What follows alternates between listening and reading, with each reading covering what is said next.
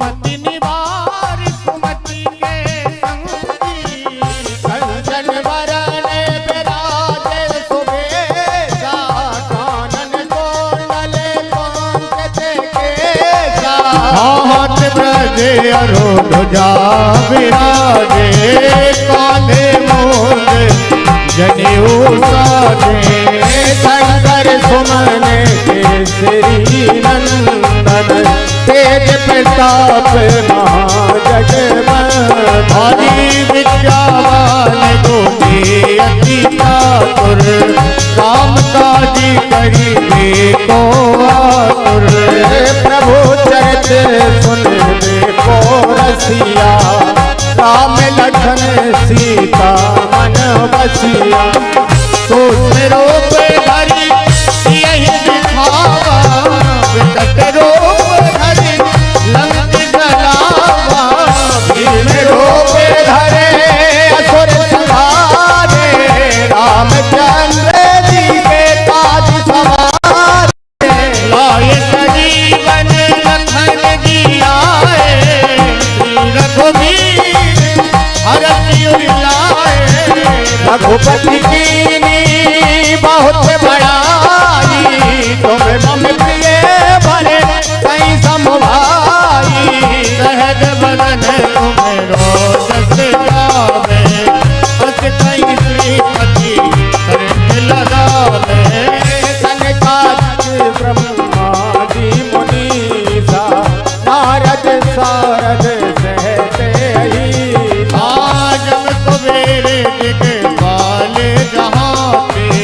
कपि गोविंद कहीं सके कहाँ थे तुम्हें उपकार सुग्रीव ही कीना राम मिलाए राजपद दीना तुमरो मंत्र विभीषण माना लंकेश्वर भय सब जग जाना तुम्हें कहस्त जो जन पर भानु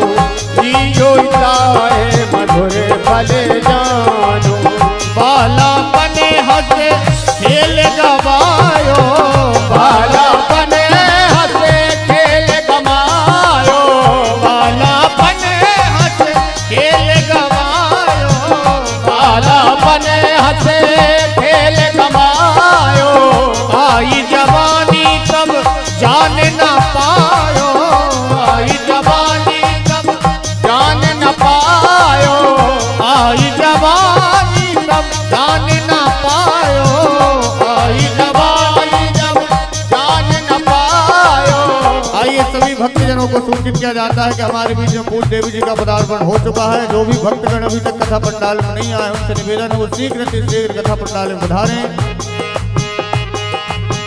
बाला बने हंसे खेल गवायो बाला बने हंसे खेल गवायो आई जवानी जान न पायो आई जवानी जान न पायो बाला बने हंस खेल गवायो बाला बने हंस खेल गवायो आई जवानी जान न पायो आई जवानी जान न पायो उमरिया बिता गई ए उमरिया बिता गई राम नहीं जानो उमरिया बिता गई राम नहीं जानो ए उमरिया बिता गई राम नहीं जानो उमरिया बिता गई राम नहीं जानो राम नहीं जानो घनश्याम नहीं जानो राम नहीं जानो घनश्याम नहीं जानो राम नहीं जानो घनश्याम नहीं जानो राम नहीं जानो घनश्याम नहीं जानो उमरिया गवा दई राम नहीं जानो उमरिया गवा दई राम नहीं जानो उमरिया गवा दई राम नहीं जानो प्रभु मोद्रिका मेल मुख माही जलधि लाग गए अजरज नाही दुर्गम काज जगत के जेते सुगम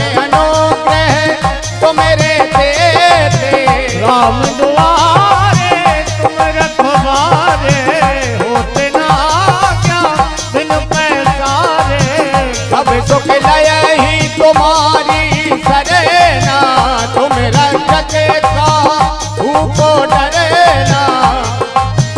आपन तेज समारो आपे, तीनों लोक हाथ पे कापे। भूत पिशाच से निकट नहीं आवे, महावीर जब नाम सुनावे। आना से रोगे हरे सब पीरा, जपत निरंतर हनुमत वीरा। संकट से हनुमान छुड़ा, ताली बजाते हुए गाइए। वचन ध्यान सोना, भाजी सब पर राम तपसे वे राजा। इनके काज सकल तुम साजा, और मनोरथ जो कोई लावे, कोई अमित जीवन फल पावे। चारों युग परिताप तुम्हारा, है पर जगत उजियारा। साधु संत के तुम रखवारे, असुर निकंदन राम दुलारे। कष्ट से दीनव निधि के दाता, असवर लीन जानकी माता। राम रसायन तुम्हारे पासा, सदा रहो रघुपति दासा। तुम्हारे भजन राम जी को पावे, जन्म जन्म के दुख बिसरावे। अंधकार रघुबर पुर जाए, जहाँ जन्म हरि भक्त कहाए। और देवता कितना धरही, हनुमत से सर्व सुख करही। संकट कटे मिटे सब पीरा, जो सुमरे हनुमत बलबीरा। भैया जय जय जय हनुमान गोसाई, कृपा करहु गुरुदेव की नाही। जो सत बार पाठ करे कोई, तू नहीं बंदे महासुख होई। हाँ जो यह पढ़े हनुमान चालीसा, होए तेरे साथी गौरी का। तुलसीदास सदा हरि तेरा, कीजे नाथ हृदय महलेरा। पवन तनय संकट हरने, मंगल तिरो। राम लखन सीता सहत, हृदय बसहु सुरभो। हृदय बसहु सुरभो।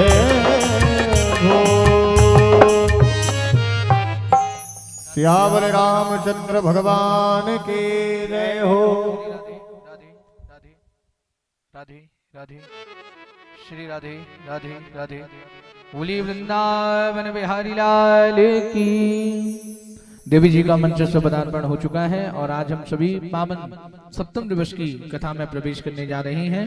तो आप सभी श्रद्धालु भक्तगणों से निवेदन है कि सभी अपने अपने स्थान पर खड़े हो जाएं प्रारंभिक आरती के लिए। सभी अपने अपने स्थान पर खड़े हो जाइए। सर्वप्रथम भागवत महापुराण की, भागवत भगवान की आरती, और आरती के तत्पश्चात आज सप्तम दिवस की पावन कथा में प्रवेश करेंगे। सभी अपने अपने स्थान पर खड़े हो जाएं।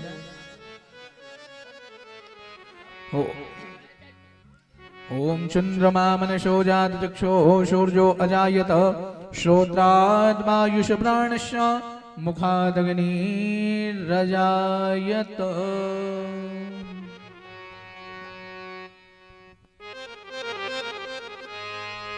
बोलो भागवत महापुराण के हो। श्री भागवत भगवान की है आरती, पापियों को पाप से है तारती। श्री भागवत भगवान की है आरती, पापियों को पाप से है तारती। श्री भागवत भगवान की है आरती, पापियों को पाप से है है तारते। श्री भागवत भगवान की है आरती, पापियों को पाप से तारते। ये अमर ग्रंथ ये मुक्ति पंथ ये पंचम वेद निराला, नव ज्योति जगाने वाला। ये अमर ग्रंथ है मुक्ति पंथ, पंचम वेद निराला, नव ज्योति जगाने वाला। ये अमर ग्रंथ ये मुक्ति पंथ ये पंचम वेद निराला, नव ज्योति जगाने वाला। ये अमर ग्रंथ है मुक्ति पंथ, पंचम वेद निराला, नव ज्योति जगाने वाला। हरि नाम यही हरि धाम यही हरि नाम यही हरि नाम यही, हरि नाम यही हरि धाम यही हरि नाम यही, हरि नाम यही। ये जग मंगल की आरती, पापियों को पाप से है तारते। श्री भागवत भगवान की है ताली बजाते हुए गाइए। पापियों को पाप से तारते। ये शांति गीत पावन पुनीत, पापों को मिटाने वाला, हरि दर्श कराने वाला। ये शांति गीत पावन पुनीत, पापों को मिटाने वाला, हरि दर्श कराने वाला।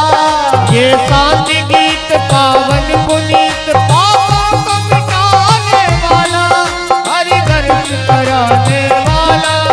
ये शांति गीत पावन पुनीत, पापों को मिटाने वाला, हरि दर्श कराने वाला। ये सुख करनी ये दुख हरनी, ये दुख करनी ये दुख हरनी, ये सुख करनी ये दुख हरनी। ये दुख करनी ये दुख हरनी। प्रेम मधुसूदन की आरती, पापियों को पाप से है तारते। श्री भागवत भगवान की है आरती, पापियों को पाप से है तारते। ये मधुर बोल जगतन खोल, सतमार्ग बताने वाला, बिगड़ी को बनाने वाला। ये मधुर बोल जगबंद खोल, सतमार्ग बताने वाला, बिगड़ी को बनाने वाला। ये मधुर बोल जगतन खोल, सतमार्ग बताने वाला, बिगड़ी को बनाने वाला। ये मधुर बोल जगबंद खोल, सतमार्ग बताने वाला, बिगड़ी को बनाने वाला। श्री राम यही घनश्याम यही, श्री राम यही घनश्याम यही, मेरे राम यही प्रभु श्याम यही, मेरे राम यही प्रभु श्याम यही। प्रभु महिमा की है आरती, पापियों को पाप से है तारते। श्री भागवत भगवान की है आरती, पापियों को पाप से तारते। श्री भागवत भगवान की है आरती, पापियों को पाप से है तारते। श्री भागवत भगवान की है आरती, हरि बोल। पापियों को पाप से तारते। कर्पूर तोरम करुणावतारम, संसार सारम भुजगेन्द्रहारम, सदा वसंतम हृदयारविंदे भवं भवानी शरणं नमामि। वृंदाले माला जगताले काले, कृपाले माला निधि करायो। दिगंबराय च दिगंबराय, नमः शिवाय च नमः शिवाय। तुम्हें वो माता च पिता तुम्हें वो बंधु च सखा तुम्हें वो वो वेदराज तुम्हें वो सर्वं मम देव देवं। गुरुर् ब्रह्मा गुरुर् विष्णु गुरुर्देवो महेश्वरा, गुरुर्साक्षात् परब्रह्म तस्मै श्री गुरुवे नमः। अरे अजन लाल तरस गए नैना, अजन लाल तरस गए नैना, आजा गोपाल तरस गए नैना, अज गोपाल तरस गए नैना। तरस गए नैना बरस गए नैना, तरस गए नैना बरस गए नैना, तरस गए नैना बरस गए नैना, तरस गए नैना बरस गए नैना। अज अजनंद लाल तरस गए नैना, अजनंद लाल तरस गए नैना, अजनंद लाल तरस गए नैना। जले निशीतलीकरणं महापुष्पेति देवादिवंदनं महाआरोग्यादित्यात्मादिवंदनं महामंत्रपुष्पांजलि हरि ओम मा ओम जगनेन जगन्मय जन्त देवास्तानि धर्माणि प्रथमान्यासन्ना ते हनाकं महिमानः सृजन्त पूर्वेशाद्याः सन्ति देवाः। ओम एकदन्ताय विद्महे वक्रतुण्डाय धीमहि तन्नो दन्तिः प्रचोदयात्। ओम कात्यायनी च विद्महे कन्याकुमारी च धीमहि तन्नो देवी प्रचोदयात्। ओम नारायणाय विद्महे वासुदेवाय धीमहि तन्नो विष्णुः प्रचोदयात्। नानासुगन्धपुष्पाणि यथा कालोद्भवानि च पुष्पाञ्जलिं मया दत्त्वा ग्रहाण परमेश्वर। मंत्रपुष्पाञ्जलिं समर्पयामि।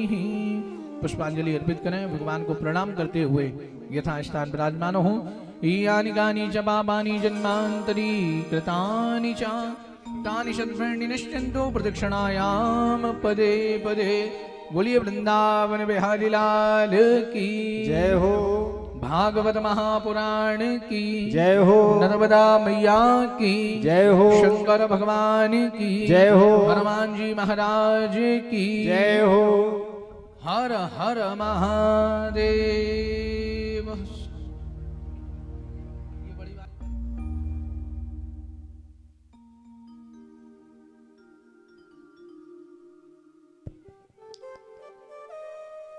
ओम नारायणं नमस्कृत्य नरं चैव नरोत्तमं देवीं सरस्वतीं व्यासं ततो जयमुदीरयेतः। नर्मदायै नमो प्रातर्नर्मदायै नमो निशि। नमस्ते नर्मदे देवी त्राहि मां भवसागरा।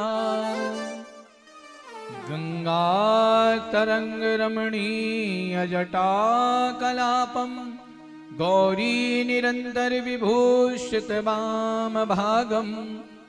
नारायणं प्रियमनङ्गमदापहारं वाराणसीपुरपतिं भज विश्वनाथं। बोलिए वृंदावन बिहारी लाल की। समस्त श्रद्धालु भक्तगण यथास्थान विराजमान हो। समुपस्थित भगवत कथा ऋषि ऋषिक श्रद्धालु भक्तगण भक्तिमती माताएं व्यास मंच पर आसीन अमरकंटक कोटि तीर्थ से पधारी हुई अपनी बड़ी ही अल्प आयु से भगवान की अनुपम कथा श्रवण कराने वाली विदुषी सुश्री वैष्णवी गोस्वामी जी,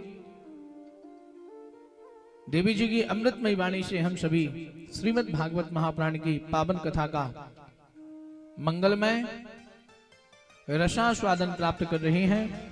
आज कथा का सप्तम दिवस है, विश्राम दिवस है।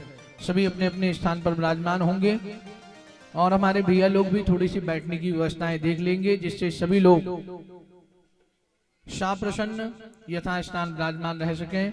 हमारे जो भैया लोग हैं यजमान परिवार के, उनसे निवेदन है कि वहां पर थोड़ी सी बैठने की व्यवस्था अच्छे से देख लेंगे। हे प्रिय सज्जनों, हम सभी पर परमपिता परमेश्वर की बड़ी ही महती अनुपम कृपा है, जो हम सभी इस पौष मास के पावन पुनीत पर्व के पावन उपलक्ष्य में ग्राम दमदम की पावनमयी भूमि में समस्त बमनौटिया परिवार की ओर से श्रीमद् भागवत महापुराण की कथा का पावन आनंद प्राप्त कर रहे हैं। प्रथम दिन ही मैंने आपको बताया था कि किसी भी आयोजन का प्रथम दिन बड़े ही विलंब से प्रारंभ होता है, बड़ी ही देरी से आता है। पहले दिन के लिए हमें नाना प्रकार की तैयारियां करनी पड़ती हैं, क्योंकि इस संसार में वही कार्य पूर्ण होते हैं, वही मनोरथ पूर्ण होते हैं जिन मनोरथ को पूर्ण करने के लिए परिश्रम किया जाता है। बिना परिश्रम के कार्य की सिद्धि नहीं होती है। वेदों में वर्णन है, उद्यमैनि ही सिद्ध्यन्ति कार्याणि न मनोरथै ना ही सुप्तः सहसन्ति प्रवेशन्ति मुखे मृगः। वही कार्य मनुष्य के सफल होते हैं, साप्रसन्न संपन्न होते हैं जिन कार्यों के प्रति व्यक्ति बड़ी लगन से, बड़ी ईमानदारी से परिश्रम करता है। पहले दिन के लिए बहुत तैयारियां, बहुत परिश्रम करना पड़ता है और आयोजन का अंतिम दिन बहुत जल्दी आ जाता है। एक दिन हमारे सामने वो था कि पहला दिन हुआ था और पूरे के पूरे 6 दिन बचे थे, परंतु आज पूरे के पूरे 6 दिन हो चुके हैं और केवल विश्राम दिन बचा हुआ है। उसमें भी अल्प समय मुख्य रूप से आज सुदामा चरित्र की कथा को हम श्रवण करेंगे। तो जो भी भक्तगण अभी तक नहीं पधारे हैं उन सभी भक्तगणों से भी मेरा बारंबार निवेदन है, आग्रह है कि वह भक्तगण भी अति शीघ्रता से पधारे। ऐसा नियम है कि कोई व्यक्ति अगर किसी कारणवश 6 दिनों तक नहीं आ पाता है और अगर विश्राम समय में आता है तो उसे 7 दिन की कथा श्रवण करने का लाभ प्राप्त होता है। ऐसी दिव्य भगवान श्री कृष्ण की वांगमय स्वरूपा श्रीमद् भागवत महापुराण की कथा को आइए अब हम उस कथा में सप्रसन्न प्रवेश करते हैं बिना विलंब किए हुए। बोलिए वृंदावन बिहारी लाल की जय हो। सभी सुखासन से अपने स्थान पर विराजमान हो और आइए सप्तम दिवस की पावन कथा में देवी जी के द्वारा प्रवेश करेंगे। बोलिए वृंदावन बिहारी लाल की जय हो।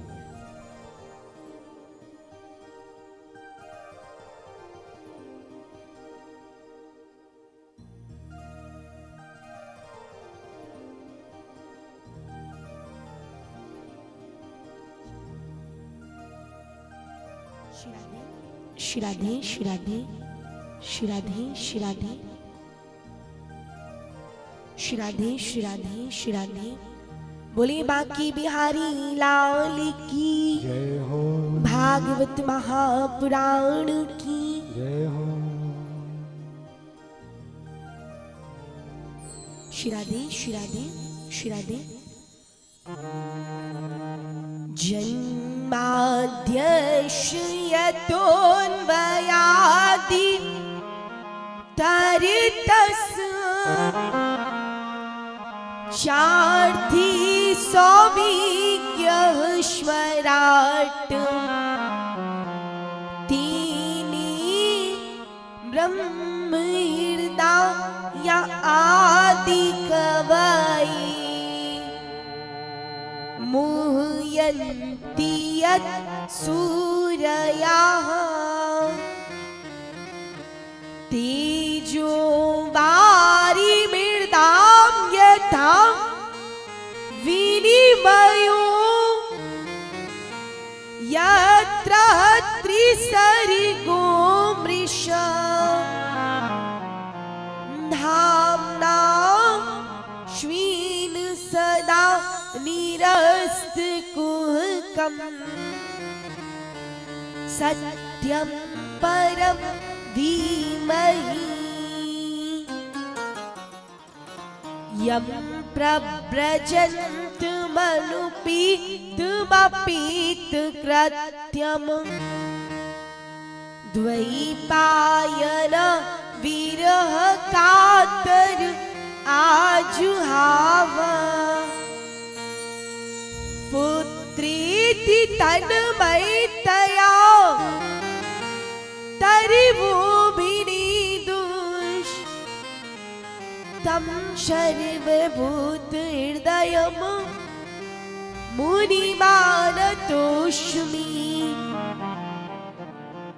कृष्णं नारायणं वन्दे कृष्णं वन्दे व्रजप्रियम् कृष्णं द्वैपायनं वन्दे कृष्णं वन्दे व्रताच्युतं नारायणं नमस्कृत्य नरं चैव नरोत्तमं देवीं सरस्वतीं व्यासं ततो जयमुदीरयत कृष्णाय वासुदेवाय देवकीनन्दनाय च नन्दिगोपकुमाराय श्रीगोविन्दाय नमो नमः।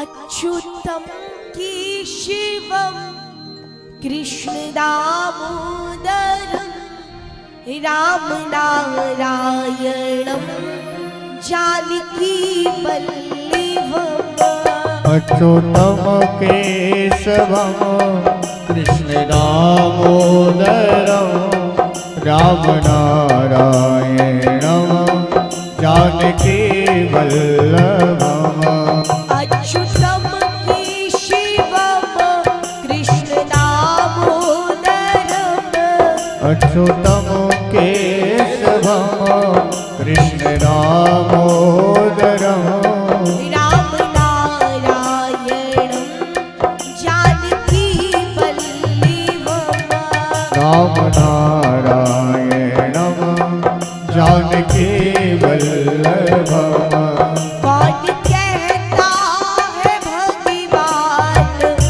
आते नहीं कौन कहता है भगवान आते नहीं कौन कहता है भगवान आते नहीं कौन कहता है भगवान आते नहीं तुम मीरा के जैसे बुलाते नहीं ओ तुम मीरा के जैसे बुलाते नहीं तुम मीरा के जैसे बुलाते नहीं तुम मीरा के जैसे बुलाते नहीं कौन कहता है भगवान खाते नहीं कौन कहता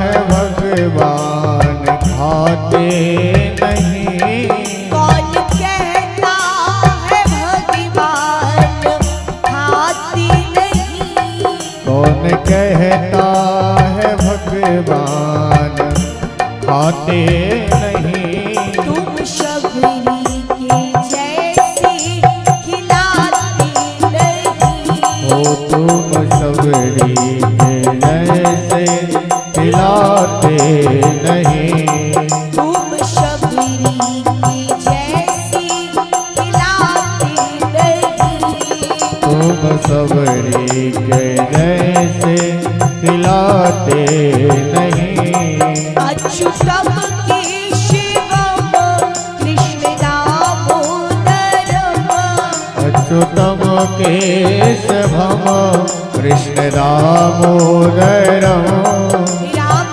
नारायणं जानकी वल्लभम् राम नारायणम जानकी वल्लभम अच्युतम केशवम कृष्ण दामोदरम अच्युतम केशवम कृष्ण दामोदरम अच्युतम केशवम कृष्ण दामोदरम अच्युतम केशवम कृष्ण दामोदरम राम नारायणं जानकी वल्लभम् राम नारायणम जानकी वल्लभम राम नारायणं जानकी वल्लभम् राम नारायणम जानकी वल्लभम अच्युतम केशवम कृष्ण दामोदरम अच्युतम केशवम कृष्ण दामोदरम अच्युतम केशवम कृष्ण दामोदरम अच्युतम केशवम कृष्ण दामोदरम राम नारायणं जानकी वल्लभम् राम नारायणम जानकी वल्लभम राम नारायणं जानकी वल्लभम् राम नारायणम जानकी वल्लभम राम नारायणं जानकी वल्लभम् कृष्ण कन्हैया लाल की जय हो, श्रीमद् भागवत महापुराण की जय हो, अमरेश्वर महादेव की जय हो, पवन सुत हनुमान की जय हो, दुर्गा मैया की जय हो, काली मैया की जय हो, खीरापति मैया की जय हो, श्री नर्मदा मैया की जय हो, वेद व्यास भगवान की जय हो, श्री सुखदेव जी महाराज की जय हो, काल हर कष्ट हर दुखी हर दारिद्र्य हर हरि हर महादेव हर। जय जय श्री राधे श्याम। समस्त उपस्थित भागवत कथा रस की रसिक श्रोता बंधुगण, भक्तिमती माताएं, हम आप सभी पर परम पिता परमेश्वर की, भगवान श्री कृष्ण की असीम कृपा है, असीम अनुकंपा है, जिनकी पावन कृपा से हम आप सभी इस पावन भूमि में, इस दिव्य भूमि में, ग्राम दमदम की पुण्यमयी भूमि में विगत 6 दिनों से विराजमान होकर भूत भावन विश्वात्मा परमात्मा भगवान श्री कृष्ण की अलौकिक कथा को, पावन कथा को श्रवण कर रहे हैं। ये हमारा परम सौभाग्य है, हम पर परमात्मा की असीम कृपा है। आज कथा सत्र का विश्राम दिवस है, सप्तम दिवस है।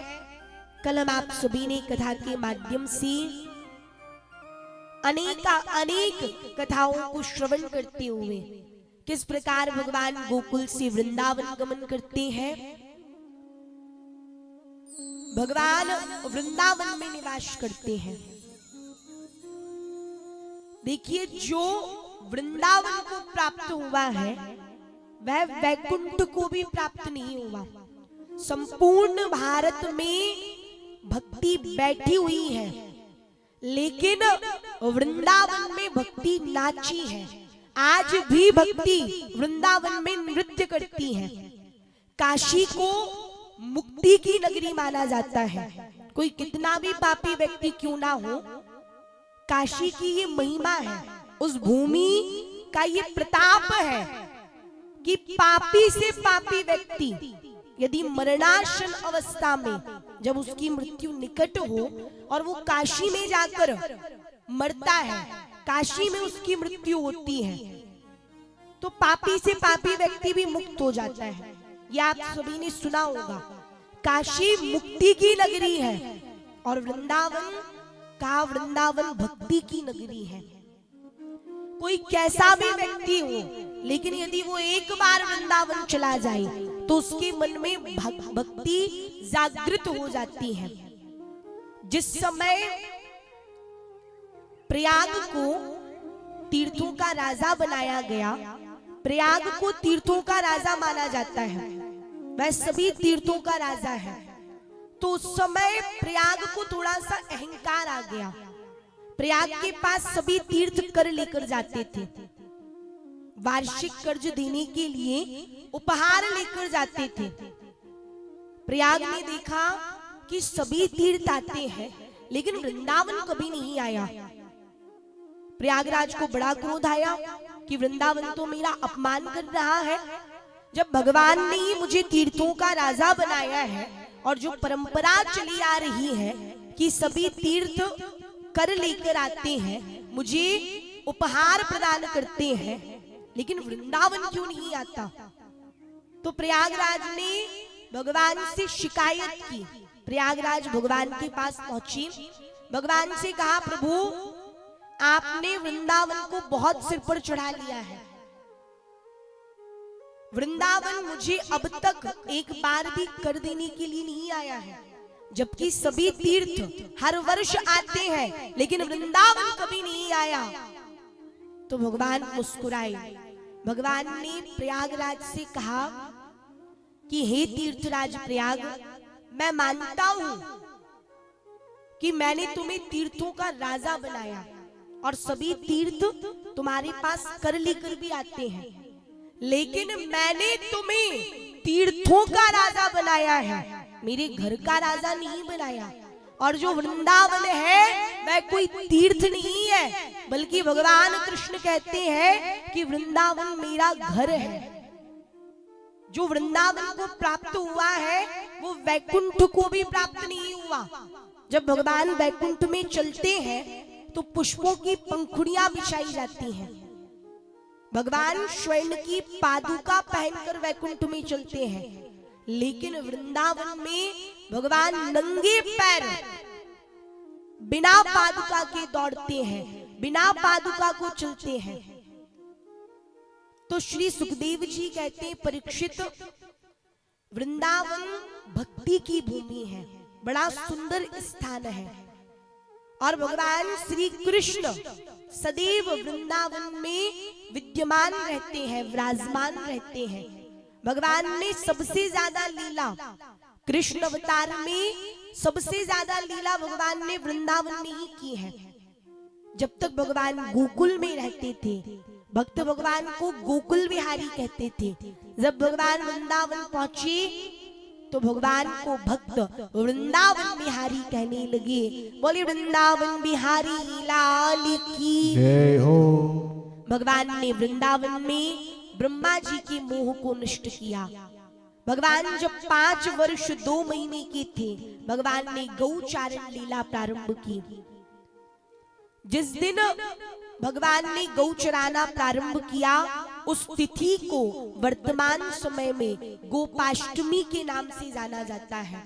भगवान ने गौवी चराते चराते क्षीर हरण लीला की, गोवर्धन पर्वत को अपनी एक चिंगली पर धारण किया। भगवान का एक नाम गिरिधर पड़ा। बोले गिरिधर भगवान की जय हो। भगवान ने रास किया, कालियनाग को ना था, महाराज किया। भगवान जब मथुरा आए, भगवान ने मथुरा में कुविल्या पीड़ हाथी का वध किया। 3 जगह से टेढ़ी कुब्जा को सीधा किया। भगवान श्री कृष्णचंद्र जी अच्छे अच्छे टेढ़ों को सीधा कर देते हैं। भगवान ने कुब्जा को सीधा किया, धनुष यज्ञ का खंडन किया, कंस का वध किया, द्वारिका की रचना करवाई। ये सारी कथाएं हम आप सभी ने कथा के माध्यम से कल श्रवण की थी।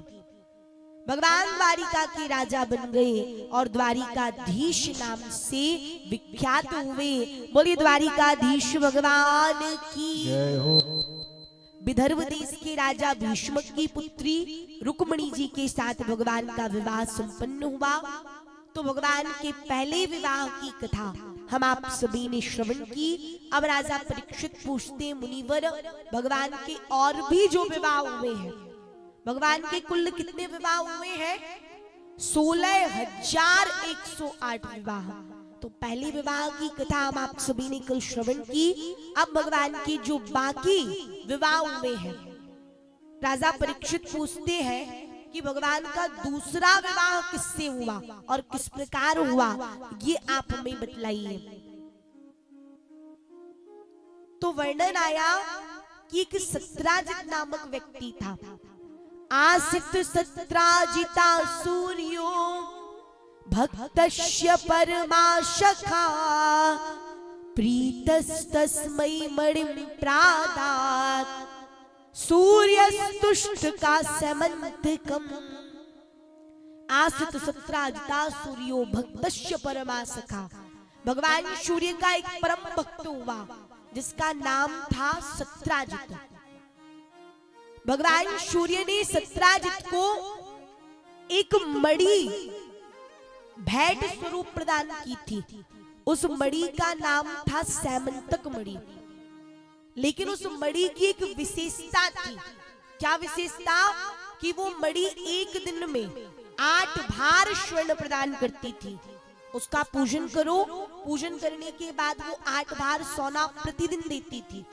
सत्राजित के पास बहुत अधिक मात्रा में धन एकत्रित हो गया।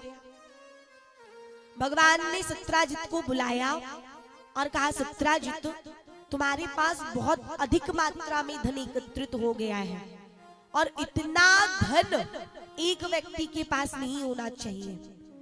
आवश्यकता से अधिक धन किसी भी व्यक्ति के पास नहीं होना चाहिए। तुम्हारे पास तो बहुत अधिक धन हो चुका है। सत्राजित को अपनी मणि पर बड़ा अहंकार था, क्योंकि भगवान सूर्य ने वो मणि प्रदान की थी। सत्राजित ने भगवान की बात का उल्लंघन कर दिया, कहा मैं मणि आपको नहीं दे सकता, ये मणि मेरी है। भगवान सूर्य ने प्रसन्न होकर ये मणि मुझे दान में दी है। सत्राजित जब अपने घर पहुंचे तो सत्राजित के भाई प्रशैन उसी मणि को अपने गले में धारण करके जंगल में शिकार खेलने के लिए गए। तभी उन्होंने एक सिंह को देखा। सिंह की दृष्टि जैसी प्रशैन पर पड़ी, सिंह ने प्रशैन पर आक्रमण किया। वह मणि प्रशैन से छीन ली। उस मणि के लालच में आकर, उस मणि को देखकर सिंह ने मणि को पाने के लिए प्रशैन को मार दिया। वह मणि लेकर आगे बढ़े तो जामवंत जी मिल गए। जामवंत जी ने सिंह को मार दिया और वह जो मणि थी वह मणि जामवंत जी ने अपने बच्चों को दे दी। जामवंत जी के बच्चे उस मणि से खेलने लगे। उन्होंने उस मणि को खिलौने के रूप में समझा और वह खिलौने के रूप में खेलने लगे।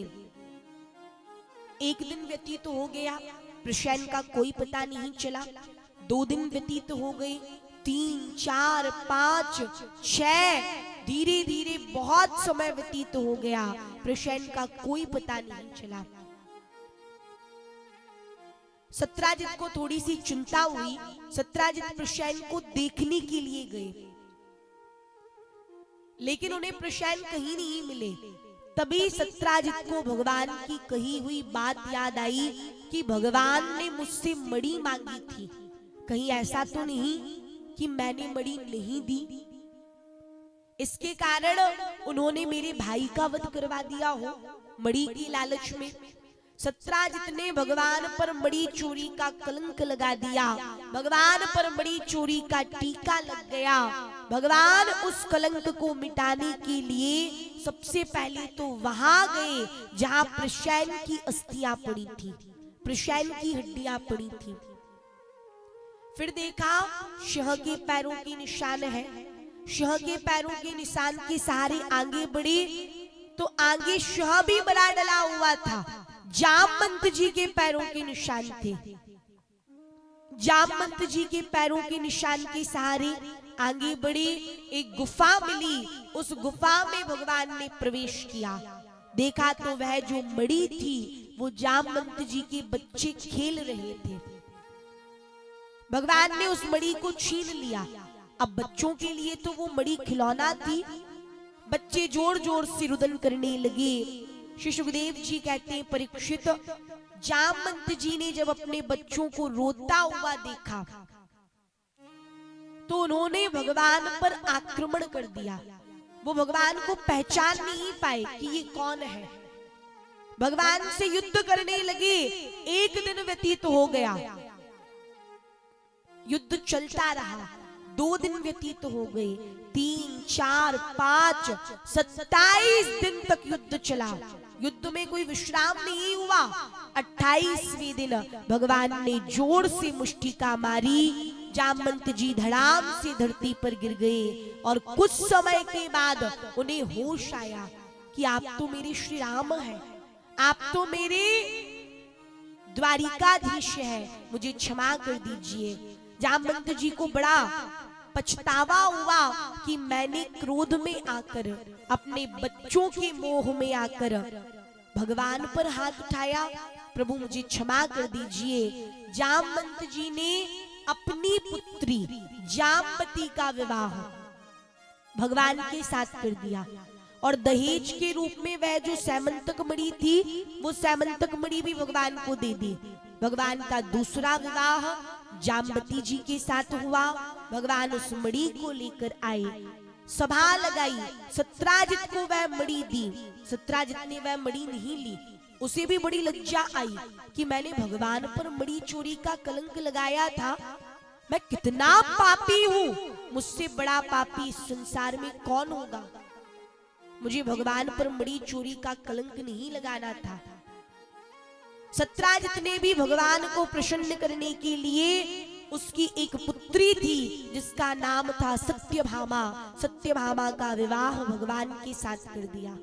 भगवान का तीसरा विवाह सत्यभामा के साथ हुआ। भगवान ने सत्राजित से कहा, सत्राजित ये मणि आप अपने पास रखो, हमें मणि नहीं चाहिए। आप तो बस इसका जो फल है, ये जो मणि है, ये प्रतिदिन 8 बार सोना देती है, इसका फल बस आप हमें देते रहना, मणि आप अपने पास रखो। भगवान ने मणि लौटा दी। चौथा विवाह भगवान का सूर्य पुत्री कालिंदी के साथ हुआ, जिनका एक और नाम है, लोग जिन्हें यमुना के नाम से जानते हैं। ये भगवान श्री कृष्ण की चौथी पटरानी है और भगवान सूर्य की पुत्री है। भगवान का 5वां विवाह मित्रविंदा के साथ हुआ। 6वां विवाह लक्ष्मणा के साथ हुआ। 7वां विवाह सत्या के साथ हुआ और 8वां विवाह भद्रा के साथ हुआ। इस प्रकार भगवान की 8 पटरानियां हुई। एक भौमासुर नामक दैत्य था, माता पृथ्वी का पुत्र। उसका एक संकल्प था। उसने संकल्प लिया था कि विवाह करूंगा तो 1 लाख रानियों के साथ एक साथ विवाह करूंगा। कोई भी सुंदर राजकुमारी दिखती वो उसे लाकर कारागार में डाल देता। उसके कारागार में राजकुमारियों की संख्या 16,100 हो चुकी थी। उन सभी ने भगवान से प्रार्थना की कि प्रभु आप हमारी रक्षा करें। भगवान ने भौमासुर को मार कर, भौमासुर का वध करके उन 16,100 रानियों को अत्याचार से मुक्त किया। अंत में वह रानियां कहने लगी, प्रभु आपने हमें भौमासुर के अत्याचार से तो मुक्त कर दिया, लेकिन अब आप हमें ये बताइए हमसे विवाह कौन करेगा, हम कहां जाएंगे, इसलिए आप ही हमसे विवाह कर लीजिए। और तब भगवान ने उन 16,100 रानियों के साथ एक साथ विवाह किया। तो भगवान की 8 पटरानियां हुई, 16,100 रानियां हुई। कुल मिलाकर भगवान के 16,108 विवाह हुए और प्रत्येक रानी को 10 पुत्र और 1 कन्याएं हुई। फिर उनके पुत्र हुए, फिर उनके पुत्र हुए, फिर उनके पुत्र हुए। ऐसे करते करते भगवान का जो यदुवंश था, यादव कुल था, श्रीमद् भागवत में वर्णन आया कि भगवान श्री कृष्ण का वंश 56 करोड़ यदुवंशी हुए। भगवान के कुल में 56 करोड़ यदुवंशी हुए। बोले कृष्ण कन्हैया लाल की जय हो। श्री सुखदेव जी राजा परीक्षित को अनेक कथाएं श्रवण करा रहे हैं, लेकिन श्री सुखदेव जी कहते, परीक्षित अब मैं तुम्हें श्रीमद् भागवत में जो भगवान श्री कृष्ण की सबसे प्रिय कथा है, पूरी भागवत में जो कथा भगवान श्री कृष्ण को स्वयं को सबसे प्रिय है, वो कथा श्रवण कराता हूं जो सुदामा चरित्र नाम से व्याप्त है। तो आइए हम आप सभी सुदामा चरित्र की कथा में प्रवेश करेंगे। सभी शांति पूर्वक, कोई भी आपस में बात नहीं करेगा। बस आज की कथा बची हुई है, कुछ समय के बाद फिर आपको बात ही बात करना है, इसलिए निवेदन है कि सभी शांति बनाकर ध्यान से कथा को श्रवण करेंगे। बोली भक्तवत्सल भगवान की जय हो। जो सुदामा जी थे वो भगवान श्री कृष्ण के परम मित्र थे, लेकिन किसी कारणवश भगवान ने उन्हें श्राप दे दिया था, दरिद्रता का श्राप, जिससे सुदामा जी दरिद्र हो गए थे। राजा परीक्षित ने पूछा, मुनिवर पहले आप कह रहे हैं कि सुदामा जी भगवान श्री कृष्ण के परम मित्र थे, और फिर आप कह रहे हैं कि भगवान ने अपनी मित्र को श्राप दे दिया। पहली बात तो भगवान किसी को श्राप नहीं देते, और श्राप दिया भी तो अपने मित्र को। सुदामा जी ने ऐसा कौन सा कार्य किया था कि भगवान को उन्हें श्राप देना पड़ा? तब श्री सुखदेव जी वर्णन करते हैं, परीक्षित ये उस समय की बात है जब भगवान गुरुकुल गए थे। कल हमने कथा में सुना कि कंस का वध करने के बाद शिक्षा के अध्ययन के लिए और जीवन में सभी को गुरु बनाना चाहिए, इसलिए भगवान ने भी गुरु बनाए। उज्जैनी नगरी में संदीपनी ऋषि के आश्रम में भगवान ने संदीपनी ऋषि को अपना गुरु बनाया, और 64 दिन रहकर भगवान ने 64 कलाओं का अध्ययन किया। भगवान जब वहां रह रहे थे तो सुदामा जी भी वहां पर गुरुकुल में आए थे। उनकी भेंट भगवान से हुई, दोनों आपस में मित्र बन गए। धीरे धीरे उनकी मित्रता बहुत गहरी होती गई। अब तो वो एक साथ भोजन करते, एक साथ स्नान करते, एक साथ शिक्षा का अध्ययन करते, एक साथ खेलते, कहीं जाना भी होता तो एक साथ जाते। इतनी गुण मित्रता हो गई। तभी संदीपनी ऋषि ने भगवान को एक दिन लकड़ियां लेने के लिए भेजा। भगवान जब लकड़ियां लेने के लिए गए तो उनके साथ सुदामा जी भी गए। भगवान की जो गुरु माता थी वो भगवान से बहुत प्रेम करती थी, बिल्कुल पुत्र के समान मानती थी। उन्होंने भगवान को बुलाया, भगवान से कहा कि कन्हैया तुम्हें भूख बहुत जल्दी लगने लगती है, इसलिए 2 मुट्ठी चने सुदामा जी को दिए। कहा 1 मुट्ठी चने कन्हैया को खिला देना, 1 मुट्ठी चने तुम स्वयं खा लेना। लकड़ियां तोड़ने के लिए आए, भगवान वृक्ष पर चढ़कर लकड़ियां तोड़ने लगी, सुदामा जी एकत्रित करने लगे। लेकिन हुआ क्या, लकड़ियां एकत्रित करते करते सुदामा जी को भूख लगने लगी। चने सुदामा जी के पास थे। सुदामा जी ने सोचा कन्हैया तो लकड़ियां तोड़ रहा है, क्यों ना मैं अपने हिस्से के चने खा लूं। अपने हिस्से के चने खाने लगे। भगवान कहने लगे कन्हैया क्या कर रहे हो? भगवान ने आवाज लगाई, सुदामा चने खा रहे हो? तो सुदामा जी के मुख से निकल गया कुछ नहीं। कहा कन्हैया कुछ नहीं। सुदामा जी ने एक झूठ बोला, और ये झूठ की विशेषता होती है कि यदि आप एक झूठ बोलेंगे तो उसको छुपाने के लिए आपको 50 और झूठ बोलने पड़ेंगे। ये झूठ का नियम है। यदि आप एक बार झूठ बोलेंगे तो 50 और झूठ आपको बोलने पड़ेंगे। सुदामा जी ने केवल एक झूठ बोला। कहा कन्हैया कुछ नहीं। कहा फिर ये दांत कैसे किटकिटा रहे हैं? फिर सुदामा जी ने दूसरा झूठ बोला। कहा कन्हैया ठंड लग रही है, और ठंड के कारण दांत किटकिटा रहे हैं। भगवान तो सब कुछ जानने वाले हैं। भगवान अपने काम में लगी रही। सुदामा जी ने झूठ बोला, वो तो ठीक था। अपने हिस्से के चने खाए, वो भी ठीक था। लेकिन सुदामा जी को इतनी जोर से भूख लग रही थी कि उन्होंने सोचा यदि कन्हैया के हिस्से से 2-4 चने खा भी लूं तो कौन कन्हैया को गिन के चने खाना है।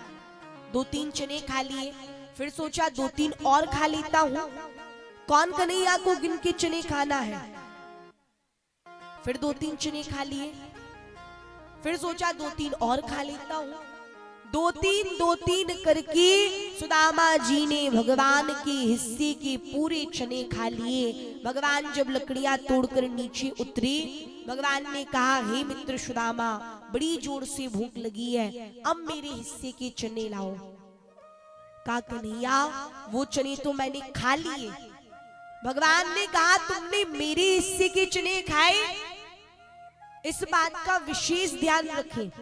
श्रीमद् भागवत में वर्णन आया कि कभी भी हो किसी व्यक्ति का हिस्सा नहीं खाना चाहिए।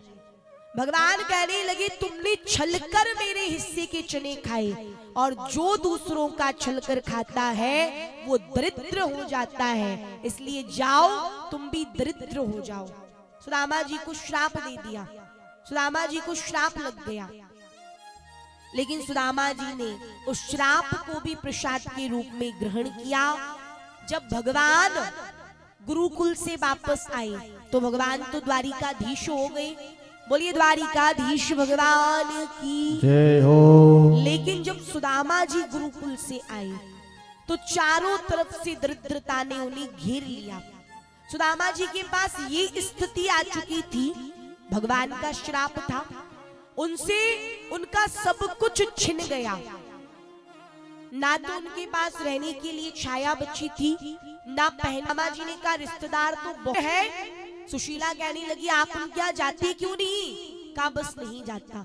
अब तो सुशीला बार बार कहने लगी, रोज रोज कहने लगी आप चले जाइए चले जाइए चले जाइए, द्वारिकाधीश आपके मित्र है, आपको तो जाना चाहिए, वो तो बड़े दयालु है, कृपालु है। सुदामा जी कहने लगे सुशीला मैं कन्हैया के दर पर मांगने के लिए नहीं जाऊंगा, क्योंकि भगवान का जो दर होता है वो मांगने के लिए नहीं होता।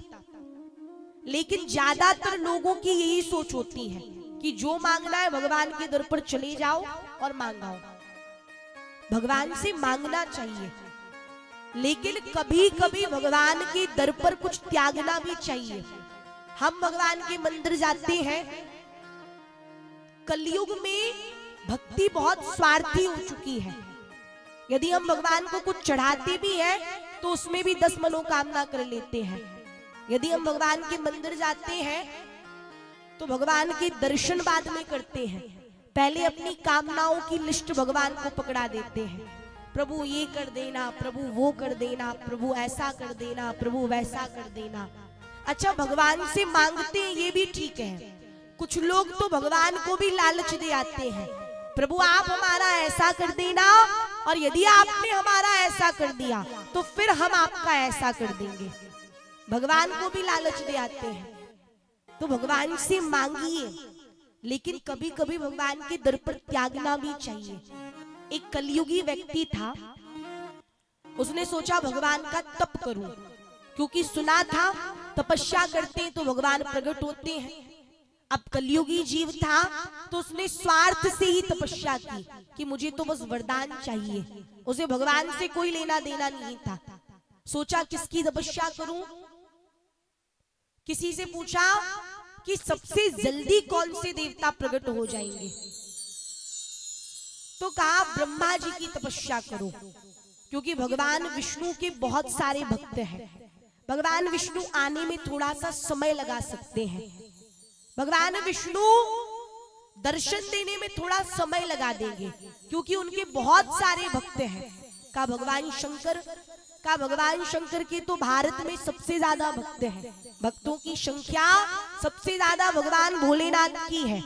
का इनको प्रकट होने में थोड़ा सा समय लग सकता है, क्योंकि भक्त इतने सारे हैं। का ब्रह्मा जी की तपस्या करो, क्योंकि ब्रह्मा जी के बहुत कम भक्त हैं कलयुग में, या फिर ऐसा कहे कि गिने चुने भक्त हैं ब्रह्मा जी के। ब्रह्मा जी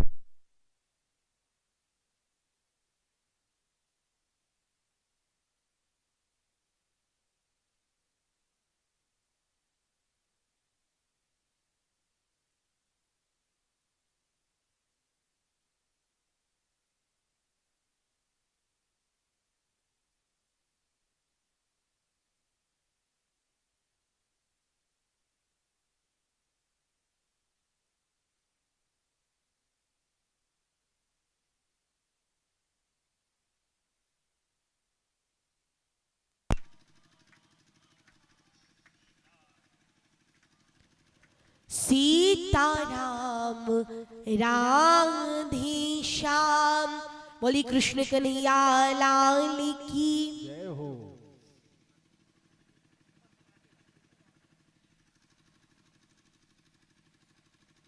कहा ब्रह्मा जी की तपस्या करो। अब उसने 3 महीने ब्रह्मा जी की तपस्या की। ब्रह्मा जी की तपस्या के बाद ब्रह्मा जी जब प्रकट हुए 3 महीने में, तो कहा मांगो क्या वरदान चाहिए। कहा ब्रह्मा जी आपको 3 वरदान देने पड़ेंगे, क्योंकि 3 महीने तपस्या की है। ब्रह्मा जी ने कहा ठीक है, मांगो 3 वरदान क्या चाहिए। का पहला वरदान, एक बहुत सुंदर कन्या के साथ मेरा विवाह हो जाए। का दूसरा, का हमारा बहुत सुंदर घर बन जाए, एक अच्छा मकान बन जाए। का तीसरा वरदान, का तीसरा वरदान ये दो कि जब मैं चाहूं 3 वरदान और मांग लूं। ब्रह्मा जी ने कहा ये कैसा वरदान है? कहा महाराज वरदान है, कुछ भी मांग सकते हैं, मुझे यही चाहिए। का तथास्तु। अब उसका विवाह हो गया, मकान भी बन गया, लेकिन हुआ क्या, कुछ समय के बाद बारिश हो गई। तो बारिश में उसके घर का जो पेंट था वो पेंट छूट गया, नया नया घर था। परिवार वालों ने कहा कि भैया अभी अभी मकान बनाया है, इसका पेंटेंट करवाओ। तो उसने सोचा कि पेंटर को बुलाने की क्या आवश्यकता, ब्रह्मा जी के 3 वरदान तो है। उसने शंख बजा दिया, क्योंकि ब्रह्मा जी ने शंख दिया था कि जब भी तुम्हें आवश्यकता लगे शंख बजा देना। शंख बजाया, ब्रह्मा जी प्रकट हुए। का मांगो 3 वरदान क्या चाहिए? का पहला वरदान, मेरे घर की छत पर कभी बारिश ही ना हो।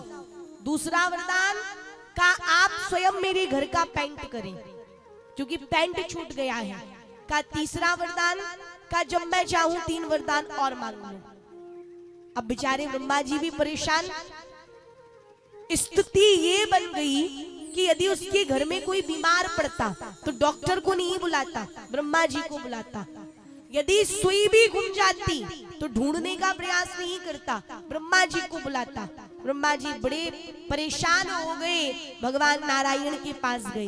भगवान नारायण ने कहा ब्रह्मा जी ये कलयुगी भक्त है, आपका पाला कलयुगी भक्तों से कम पड़ता है, ये बड़े स्वार्थी होते हैं।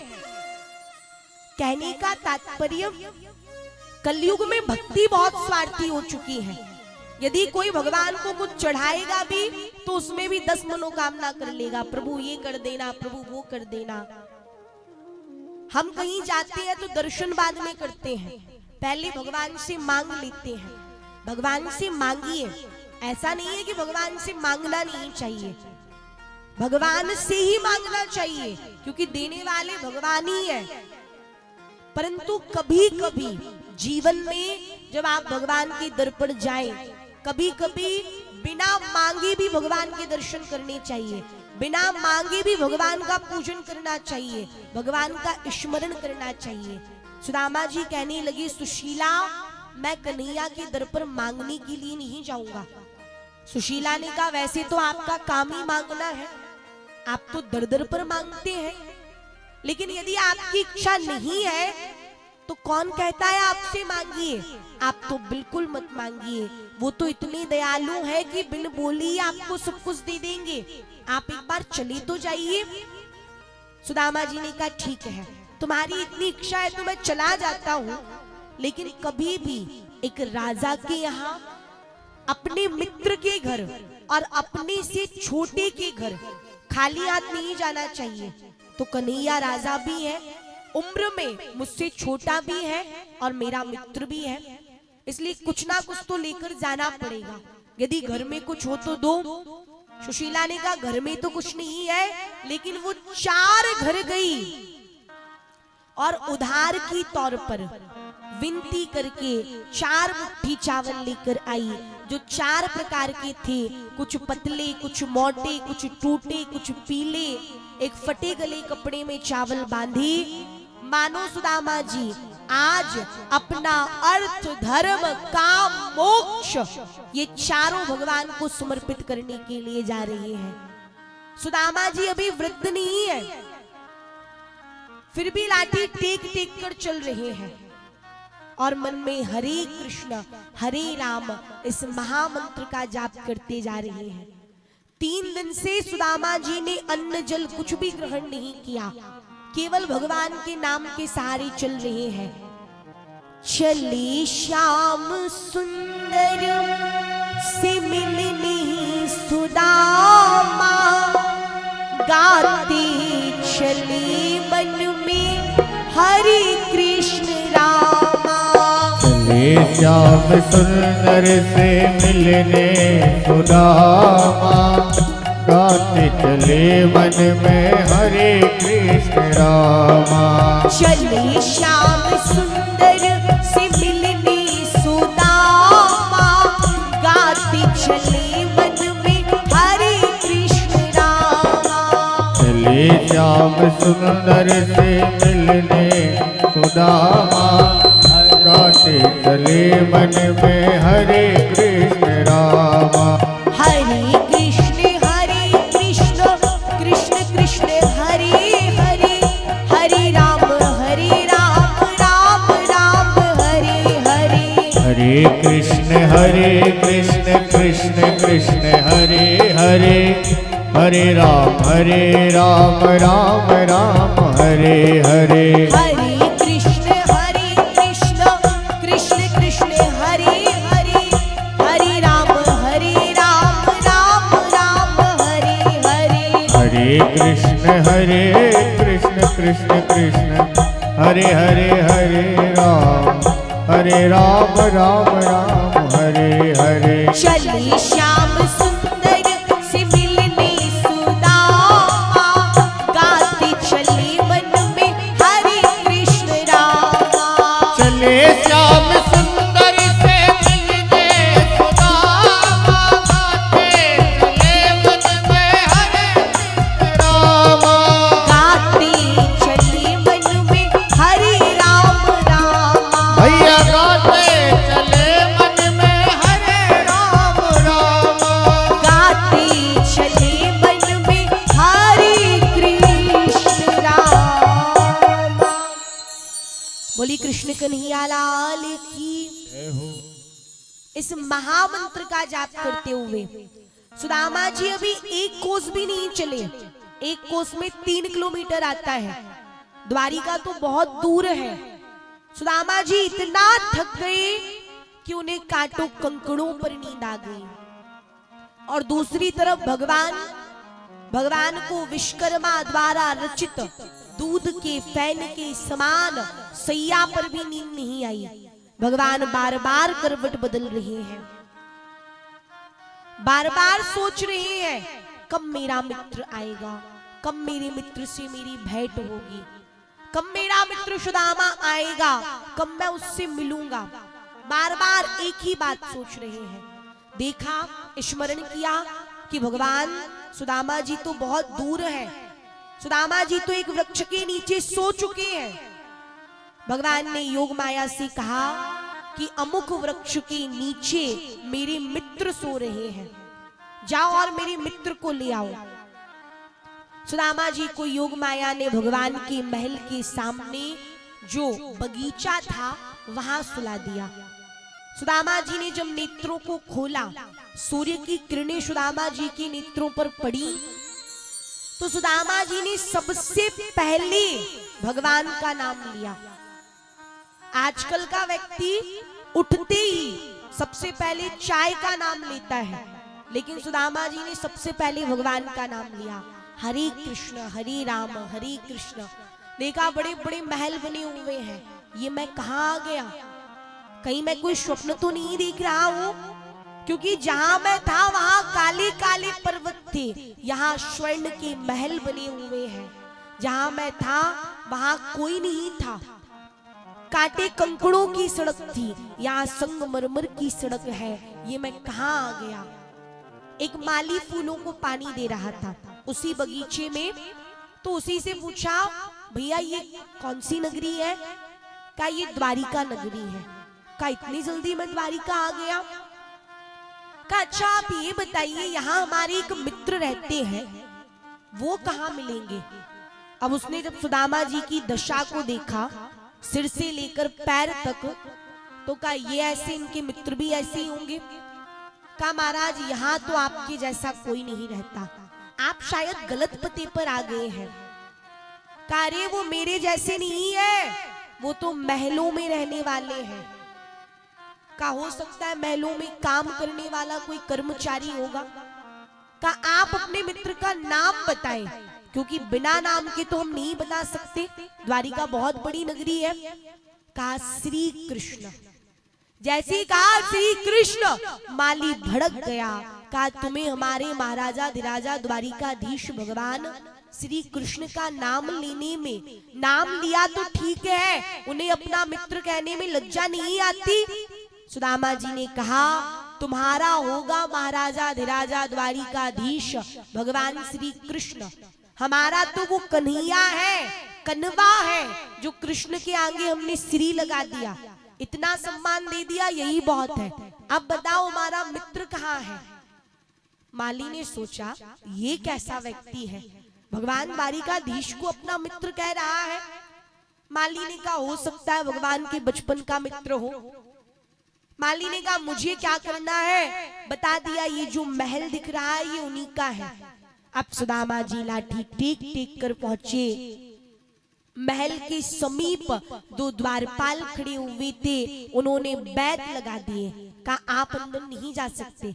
सुदामा जी ने द्वारपालों से बहुत विनती की, तब एक द्वारपाल को भगवान की कही हुई बात याद आ गई।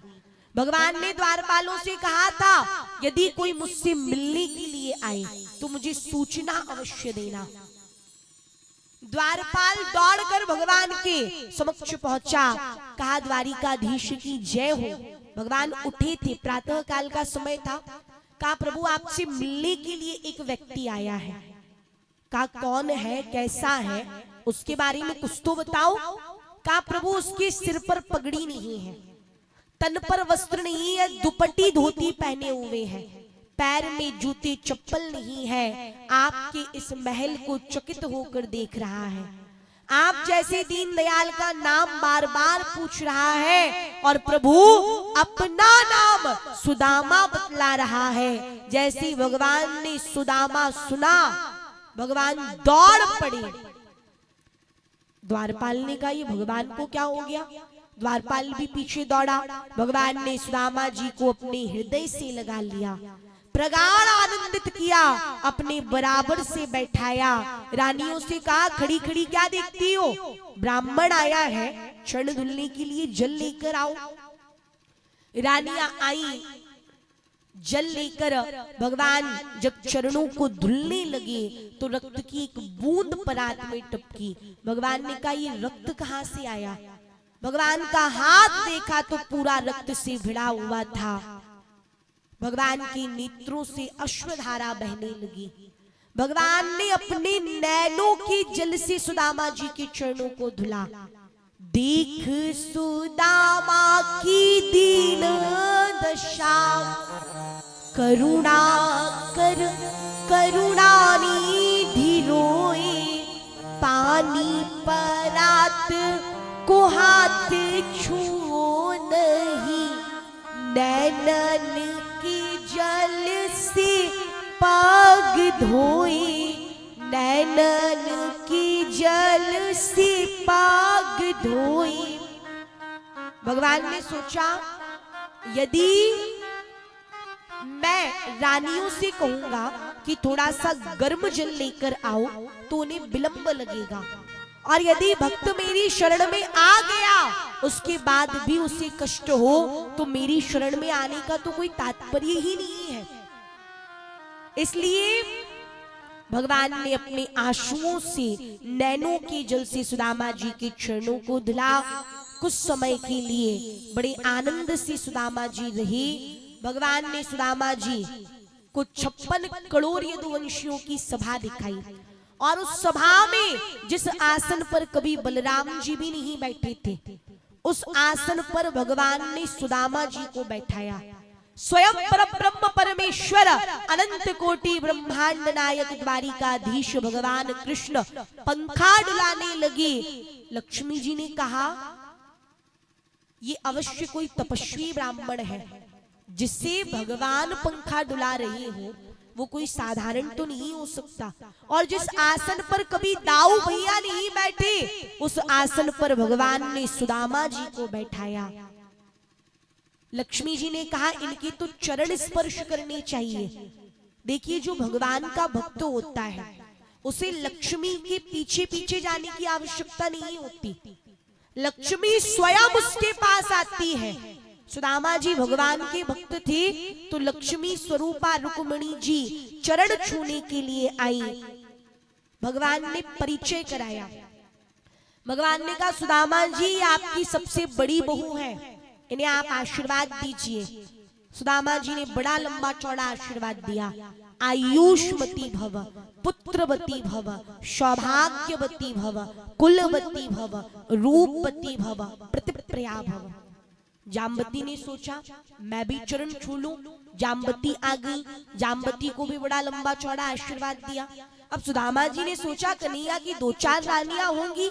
सुदामा जी कहने लगे, आयुष्मती भव, पुत्रवती भव, सौभाग्यवती भव, कुलवती भव, रूपवती भव, प्रतिप्रया भव। सत्यभामा आ गई। सत्यभामा को भी बड़ा लंबा चौड़ा आशीर्वाद दिया। मित्रविंदा, लक्ष्मणा, भद्रा, सत्या, अब तो भगवान की 16,108 रानियों की लंबी लाइन लग गई।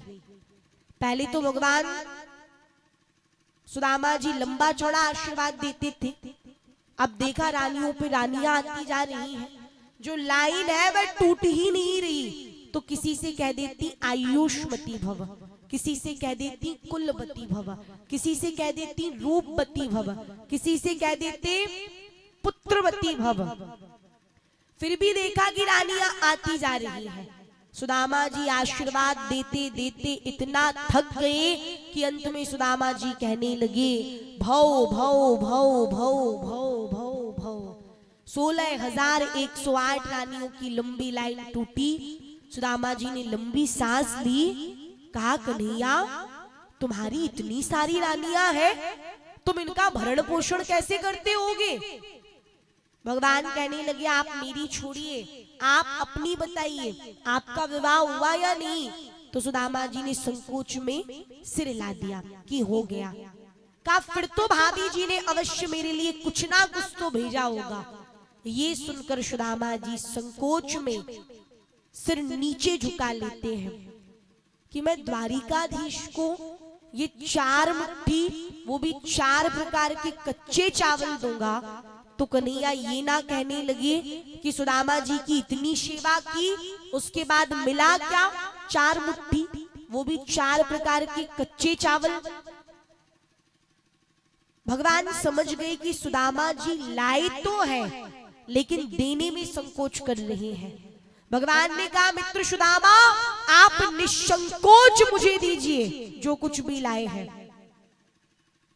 फिर भी सुदामा जी का संकोच नहीं गया। राजकीय वस्त्र में वो फटा वाला कपड़ा भगवान को अलग दिख गया। भगवान ने धीरे से हाथ बढ़ाया, सुदामा जी ने और दबा लिया, और धीरे से हाथ बढ़ाया, सुदामा जी ने कपड़े को और दबा लिया। जो कपड़ा था वो फटा गला था, चावल बगरने लगे। भगवान ने अपना हाथ आगे किया, 1 मुट्ठी चावल खाई, का क्या स्वाद है।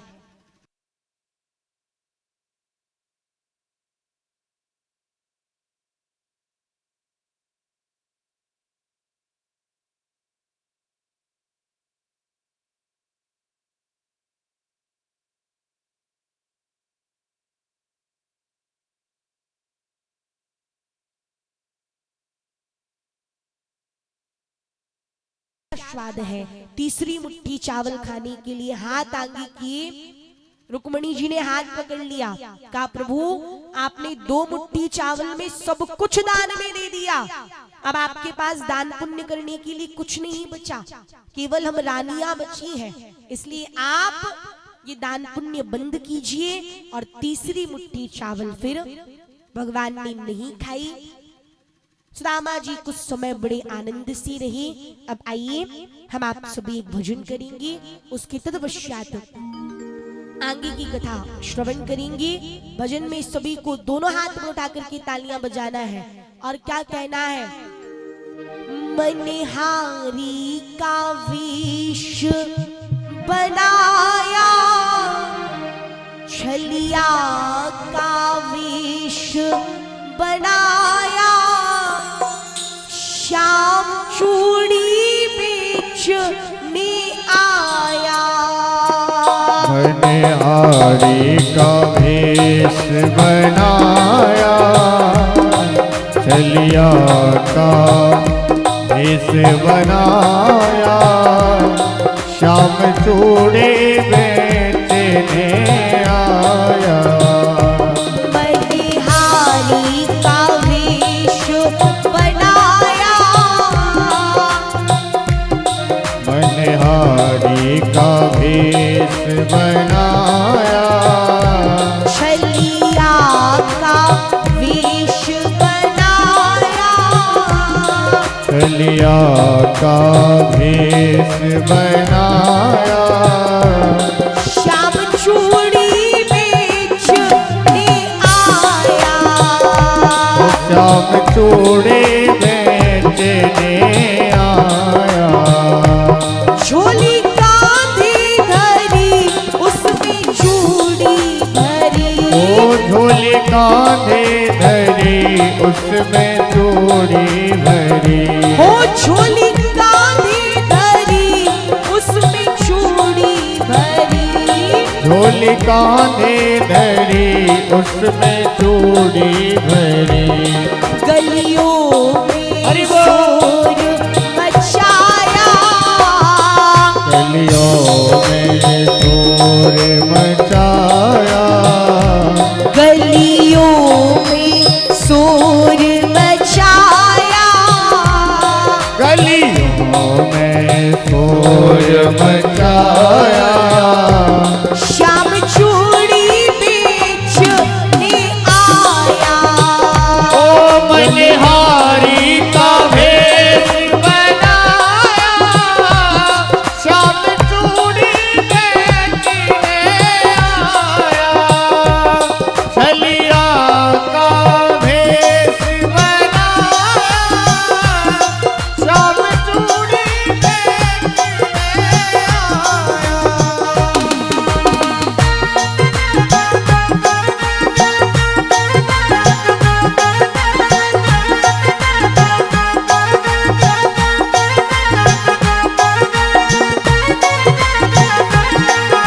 सभी अपने दोनों हाथ बढ़ाकर तालियां बजाइए, श्री राधे।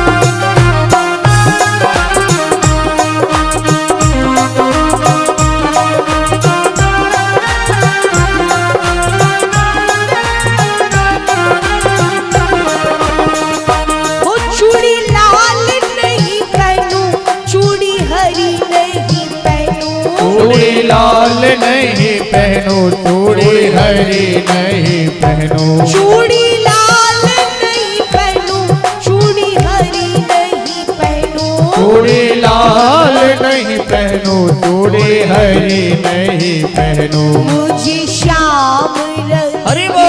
ही भाया, ओ मुझे श्याम रंग ही भाया, मुझे श्याम रंग ही भाया, मुझे श्याम रंग ही भाया, श्याम चूड़ी बेचने आया, ओ मुझे श्याम रंग ही भाया, श्याम चूड़ी बेचने आया।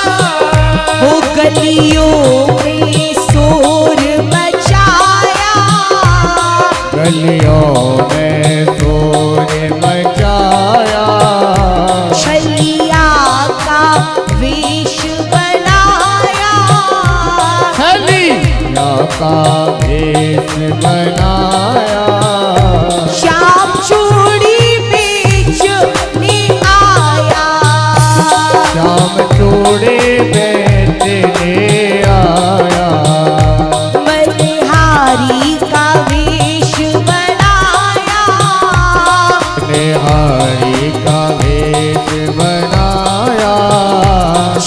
छलिया का वेश बनाया, ओ छलिया का वेश बनाया, श्याम चूड़ी बेचने आया, श्याम चूड़ी बेचने आया, श्याम चूड़ी बेचने आया, ओ श्याम चूड़ी बेचने आया, श्याम चूड़ी बेचने आया।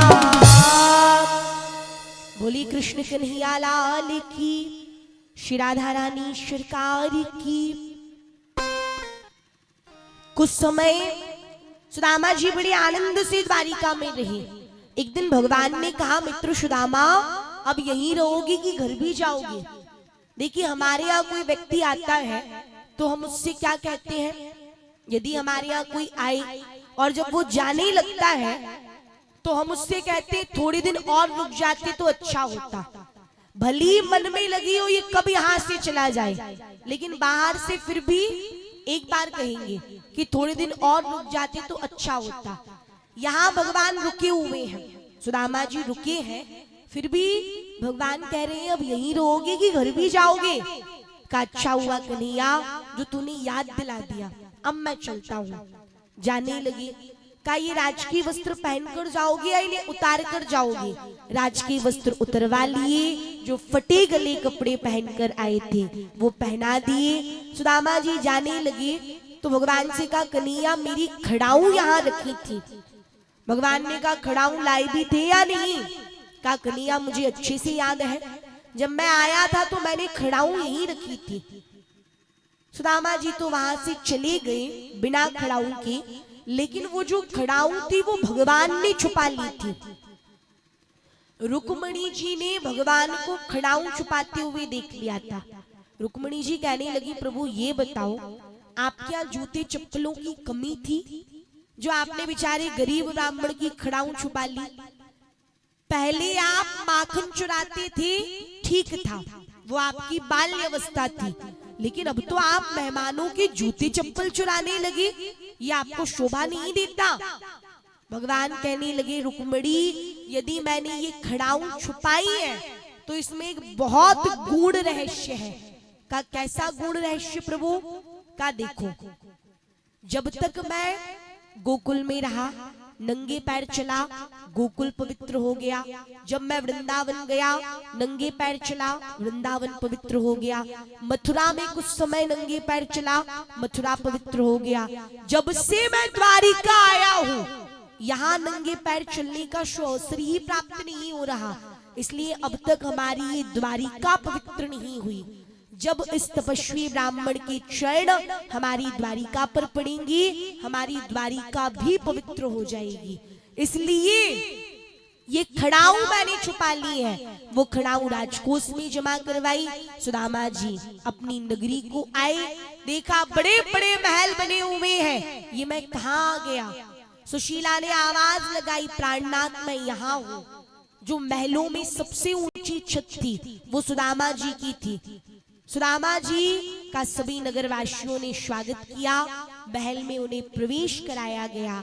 लेकिन जैसे भूखे व्यक्ति को भोजन के अतिरिक्त कुछ नहीं भाता, यदि किसी को भूख लगी हो तो उसे भोजन के अतिरिक्त और कुछ अच्छा नहीं लगता। जो सोया ना हो उसे नींद के अतिरिक्त कुछ नहीं भाता, जिसे प्यास लगी हो उसे जल के अतिरिक्त कुछ नहीं भाता। इस संसार में जो भगवान का वास्तविकता में भक्त होता है उसे भगवान की भक्ति के अतिरिक्त कुछ नहीं भाता। सुदामा जी ने अपनी भक्ति से, अपने प्रेम से भगवान को प्राप्त किया, उनका साक्षात्कार किया और मोक्ष पद को प्राप्त किया। इस प्रकार श्री सुखदेव जी राजा परीक्षित को सुदामा चरित्र की कथा श्रवण कराते हैं। आगे भी अनेक कथाएं श्री सुखदेव जी ने श्रवण कराई। भगवान के अवतार लेने का मुख्य उद्देश्य केवल दुष्टों का संहार करना था, और भगवान एक के बाद एक दुष्टों का संहार करते भी जा रहे थे। भगवान ने कंस के द्वारा दैत्यों का वध किया, जो कंस ने दैत्य भेजे थे उन्हें मारा। महाभारत में कई दुष्टों का संहार करवाया, जरासंध के द्वारा कई दैत्यों को मारा। इस प्रकार भगवान ने जैसे तैसे करके पृथ्वी के भार का हरण कर लिया था। पूर्ण रूप से पृथ्वी के भार को हर लिया था। लेकिन उसी बीच भगवान का जो वंश था वो बहुत विशाल हो चुका था। 56 करोड़ यदुवंशी हो गए थे, उनमें से कुछ उदंड बालक भी हो गए थे। भगवान ने कहा यदि मैं इन उदंड बालकों को छोड़कर ऐसे ही चला गया तो इनका वंश इतना बड़ा है, सामर्थ्य की भी कोई कमी नहीं है, धन की भी कोई कमी नहीं है, तो ये अधर्म करना प्रारंभ कर देंगे। मेरे जाने के बाद यदि इन्होंने अधर्म किया, पाप किया, तो फिर मेरे अवतार लेने का कोई अर्थ ही नहीं निकलेगा, कोई मतलब नहीं निकलेगा। इसलिए मैं इन्हें ऐसे छोड़कर नहीं जा सकता। तो भगवान की इच्छा से भगवान श्री कृष्ण ने दुर्वासा ऋषि का स्मरण किया। दुर्वासा ऋषि द्वारिका आए। दुर्वासा ऋषि भगवान शंकर का अवतार माने जाते हैं और उन्हें बहुत जल्दी क्रोध आ जाता है। दुर्वासा ऋषि जब द्वारिका में एक बगीचे में ध्यान में लीन थे, तब जाम्बती के पुत्र शाम्ब और भगवान के और भी अन्य पुत्र भ्रमण कर रहे थे उसी बगीचे में। देखा संत जी ध्यान में लगे हुए हैं, उदंड बालक थे, उनके मन में इच्छा हुई कि संत जी की परीक्षा लेते हैं, ये सच में संत है या ऐसी ढोंगी है। परीक्षा कैसे ली? तो जाम्बती के पुत्र सांब को स्त्री बना दिया, पेट में बहुत सारे कपड़े बांध दिए, एक हाथ का लंबा घूंघट मार दिया, दुर्वासा ऋषि के सामने ले जाकर खड़ा कर दिया। कहा महाराज ये हमारी भाभी है, ये गर्भवती है, ये आपसे कुछ पूछना चाहती है लेकिन संकोच बस पूछ नहीं पा रही है। आप बस इतना बताएं ये पुत्र जनेंगी या पुत्री जनेंगी? इनके गर्भ से पुत्र का जन्म होगा या पुत्री का? दुर्वासा ऋषि ने स्मरण किया। दुर्वासा ऋषि को क्रोध आ गया कि ये तो मेरी परीक्षा ले रही है। दुर्वासा ऋषि ने कहा अरे मूर्खो, तुम भगवान के राज्य में भगवान के होते हुए हम जैसे संतों की परीक्षा ले रहे हो, मैं तुम्हें श्राप देता हूं। इनके गर्भ से ना तो पुत्र जनेगा ना पुत्री, एक लोहे का मूषल उत्पन्न होगा जो तुम सभी 56 करोड़ यदुवंशियों का सर्वनाश करेगा। जैसी कपड़ों को खोला, मूषल निकला। का मूषल का क्या करें, बालक घबराए हुए थे। राजा उग्रसेन के पास पहुंचे, सारी घटना बतलाई। राजा उग्रसेन ने कहा देखो ये आपने बहुत बड़ी भूल की है, आपको ऐसे संत महात्माओं की परीक्षा नहीं लेना चाहिए, लेकिन जब परीक्षा ले ली है श्राप तो लग चुका है, ऐसा करो इसे घिसवा डालो, जो मूसल है उसे घिसवा दो, ना रहेगा बांस और ना बजेगी बांसुरी। जितना चूरन है सब समुद्र में फिकवा दो। लोहे के मूसल को घिसवाया गया, चूरन समुद्र में फिकवा दिया।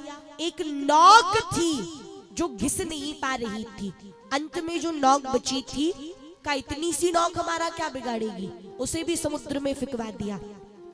तरंगों से वह चूरन एकत्रित हुआ, समुद्र की तरंगों से पूरा चूरन एकत्रित हो गया और उससे एक घास उत्पन्न हुई जिसका नाम पड़ा एरका नाम की घास। एरका नाम की घास उत्पन्न हुई। अब लोहे से भी कभी घास उत्पन्न होती है, लेकिन भगवान की इच्छा थी, मन चाही होती नहीं प्रभु चाही तत्काल। भगवान की इच्छा से लोहे से भी घास उत्पन्न हो गई। उस नौक को एक मछली ने खा लिया, जबकि मछली कभी लोहा नहीं खाती, पर भगवान की इच्छा थी। मछली को मछुआरों ने पकड़ा, वो नौक मछली के अंदर निकली। जब उसे काटा गया, नौक फेंक दी। एक जरा नाम के व्याध ने उस नौक को अपने धनुष में लगा लिया। भगवान बाल वालों से भगवान ने सभी बालकों से, पुत्रों से कहा हम प्रभासक क्षेत्र चलते हैं। प्रभासक क्षेत्र में पहुंचे, वहां अश्वमेध यज्ञ किया। सब भगवान की लीला चल रही थी, सब कुछ भगवान की इच्छा से हो रहा था। दिन में तो सभी ने यज्ञ किया, रात्रि में मदिरा का पान कर लिया, आपस में गाली गलौज करने लगे, झगड़ने लगे, वहां अस्त्र शस्त्र का प्रयोग करने लगे। झगड़ा बहुत बढ़ गया, धीरे धीरे बहुत युद्ध बढ़ गया। अब हुआ क्या, बलराम जी को पता चला कि बालक आपस में लड़ रहे हैं। बलराम जी ने रोकना चाहा, वो बलराम जी को ही मारने लगे। बलराम जी ने कहा यदि हमारे पुत्र ही हम पर हाथ उठाए तो जीवन व्यर्थ है। बलराम जी ने समुद्र के किनारे अपने मन को एकाग्र करके अपने प्राणों का त्याग कर दिया। उनके मुख से एक सफेद नाग निकला जो समुद्र में जाकर समाहित हो गया। पहले तो वह सफेद नाग बहुत सूक्ष्म था, लेकिन देखते ही देखते वह बहुत विशाल बन गया। भगवान बलराम जी ने शारीरिक रूप से अपने प्राणों का त्याग किया। बोले शंकरषण भगवान की जय। श्री सुखदेव जी कहते हैं, परीक्षित, भगवान श्री कृष्ण की इच्छा से ही वह बालक आपस में झगड़ रहे थे, अस्त्र शस्त्र समाप्त हो गए, तो वही एरका नाम की घास प्रभासक क्षेत्र के तट पर लगी हुई थी। उसी घास को उखाड़ा और वह उसी घास से युद्ध करने लगे, उसी से प्रहार करने लगे। देखने में तो वो बहुत मुलायम घास थी, लेकिन जब वो यदुवंशियों के हाथ में आई तो वो तलवार से भी बढ़कर काम करने लगी और उसी एरका नाम की घास से 56 करोड़ यदुवंशियों का संहार हो गया। और ये सारा दृश्य भगवान श्री कृष्ण अपने बाएं पैर पर दायां पैर रखकर देख रहे थे। भगवान लेटे हुए थे और भगवान के दाएं पैर में एक पद्म है, वह पद्म श्री चमक रहा था। तो जरा नाम का व्याध आया जिसने वो नौक अपने धनुष में लगाई थी। उसने जब वो पद्म देखा तो उसे लगा ये हिरण का मुख है। वो शिकार करने के लिए आया था, उसने प्रहार किया, वो नौक भगवान के पैर में चुभी। वो जरा नाम का व्याध भगवान के समकक्ष पहुंचा, का देखूं तो हिरण कैसा है। भगवान चतुर्भुज में विराजमान थे। भगवान के चतुर्भुज रूप को देखकर व्याध चरणों में गिर गया, कहा महाराज क्षमा करें, प्रभु क्षमा करें, मुझसे बहुत बड़ी भूल हो गई। भगवान ने कहा तुम क्षमा मत मांगो, मुझे तो तुम्हारा धन्यवाद करना चाहिए। कहा प्रभु धन्यवाद क्यों? कहा आज तुमने मुझे मेरे कर्ज से मुक्त कर दिया। त्रेता युग में जब मैं राम था और तुम बाली थे तो मैंने तुम्हें छिपकर बाण मारा था। आज द्वापर युग में मैं कृष्ण हूँ और तुम एक व्याध हो, तुमने मुझे छिपकर बाण मारा, आज तुमने मुझे मेरे कर्ज से मुक्त कर दिया। भगवान ने उस व्याध का उद्धार किया। भगवान गोलोक धाम जाने लगे, तभी उद्धव आ गए। उद्धव कहने लगे प्रभु आप यदि हम सबको छोड़कर चले जाएंगे तो ये धर्म किसके आश्रित रहेगा? और अब तो द्वापर अंत में है, कलयुग प्रारंभ होने वाला है, कलयुग में धर्म की रक्षा कौन करेगा? धर्म आगे कैसे बढ़ेगा? तो भगवान ने कहा ठीक है मैं नहीं जाता हूं। भगवान के शरीर से एक दिव्य ज्योति निकली। भगवान ने शारीरिक रूप से तो गोलोक धाम को गमन किया, लेकिन भगवान के शरीर से एक दिव्य ज्योति निकली जो भागवत में समाहित हो गई। इसलिए इस कलिकाल में, इस कलयुग में श्रीमद् भागवत को ही भगवान कृष्ण का वांग्मय स्वरूप कहा जाता है, शब्दमय स्वरूप कहा जाता है। इदं भागवतम नाम पुराणम ब्रह्म संहितम उत्तम श्लोक चरितम चकार भगवान ऋषि। बोले भागवत महापुराण की जय हो। भगवान ने कहा कि यह ग्रंथ श्रीमद् भागवत पुराण ही मेरा स्वरूप है। भगवान भागवत में समाहित हुए, शारीरिक रूप से भगवान ने गोलोक धाम को गमन किया। आज 7वां दिन चल रहा है। राजा परीक्षित को श्राप था, आज से 7वें दिन तक्षक के काटने से उनकी मृत्यु हो जाएगी। श्री सुखदेव जी ने राजा परीक्षित से विदाई ली, वहां से प्रस्थान किया। पूरी भागवत श्री सुखदेव जी ने राजा परीक्षित को श्रवण कराई। तक्षक लुपलुपाता हुआ आया, ऐसा माना जाता है कि जिससे नाग काट ले, नाग के काटे हुए व्यक्ति को मुक्ति नहीं मिलती, वह मुक्त नहीं होता। लेकिन राजा परीक्षित को तक्षक नाग ने जब डसा, नाग के काटने के बाद भी राजा परीक्षित के शरीर से एक दिव्य ज्योति निकली जो भगवान के चरणों में समाहित हो गई। ये भागवत की महिमा है। 7 दिन में ही राजा परीक्षित ने मोक्ष पद को प्राप्त कर लिया। बोले भक्तवत्सल भगवान की जय हो। श्री सूत जी कहते हैं शौनकादि ऋषियों, इस प्रकार 7 दिन में श्री सुखदेव जी ने राजा परीक्षित को भागवत सुनाई। सूत जी ने भी वहां से विदाई ली, प्रस्थान किया। सनकादि ऋषियों ने भी नारद जी से विदाई ली। श्रीमद् भागवत में 3 जगह कथा चल रही थी। सनकादि ऋषि नारद जी को सुना रहे थे, नैमिषारण्य तीर्थ में सूत जी सौनकादि ऋषियों को सुना रहे थे, श्री सुखदेव जी राजा परीक्षित को श्रवण करा रहे थे। श्री सुखदेव जी ने भी प्रस्थान किया, सूत जी ने भी प्रस्थान किया, सनकादि ऋषियों ने भी नारद जी को कथा सुनाई, प्रस्थान किया। देखिए भगवान की कथा अनंत है, हरि अनंत, हरि कथा अनंता, और भगवान की अनंता अनंत कथाओं का वर्णन इस संसार में कोई नहीं कर सकता। किसी में इतना सामर्थ्य ही नहीं है कि वो पूर्ण रूप से भगवान की गाथा गा सके। यदि पृथ्वी का कागज बना लिया जाए, समुद्र की स्याही बना ली जाए, कल्प वृक्ष की लेखनी बना ली जाए, और यदि भगवान के गुणों को कोई लिखना चाहे तो भगवान के गुणों को लिख नहीं सकता। स्वयं बुद्धि की देवी मां सरस्वती यदि भगवान के गुणों को लिखने बैठ जाए तो कहा सरस्वती जी भी भगवान के गुणों को नहीं लिख सकती। भगवान शंकरषण यदि अपने 10,000 फणों से नित्य प्रतिदिन भगवान के गुणों का गान करें, तब भी वह भगवान के गुणों का गान नहीं कर सकते। तो आप विचार कीजिए कि जिस परमात्मा की कथा को मां सरस्वती लिख नहीं सकती, जिस परमात्मा की कथा का भगवान शंकरषण गान नहीं कर सकते, तो हम आप सभी में इतना सामर्थ्य नहीं है कि 7 दिन में हम आपको पूरी भागवत कथा सुना सके या आप पूरी भागवत कथा सुन सके।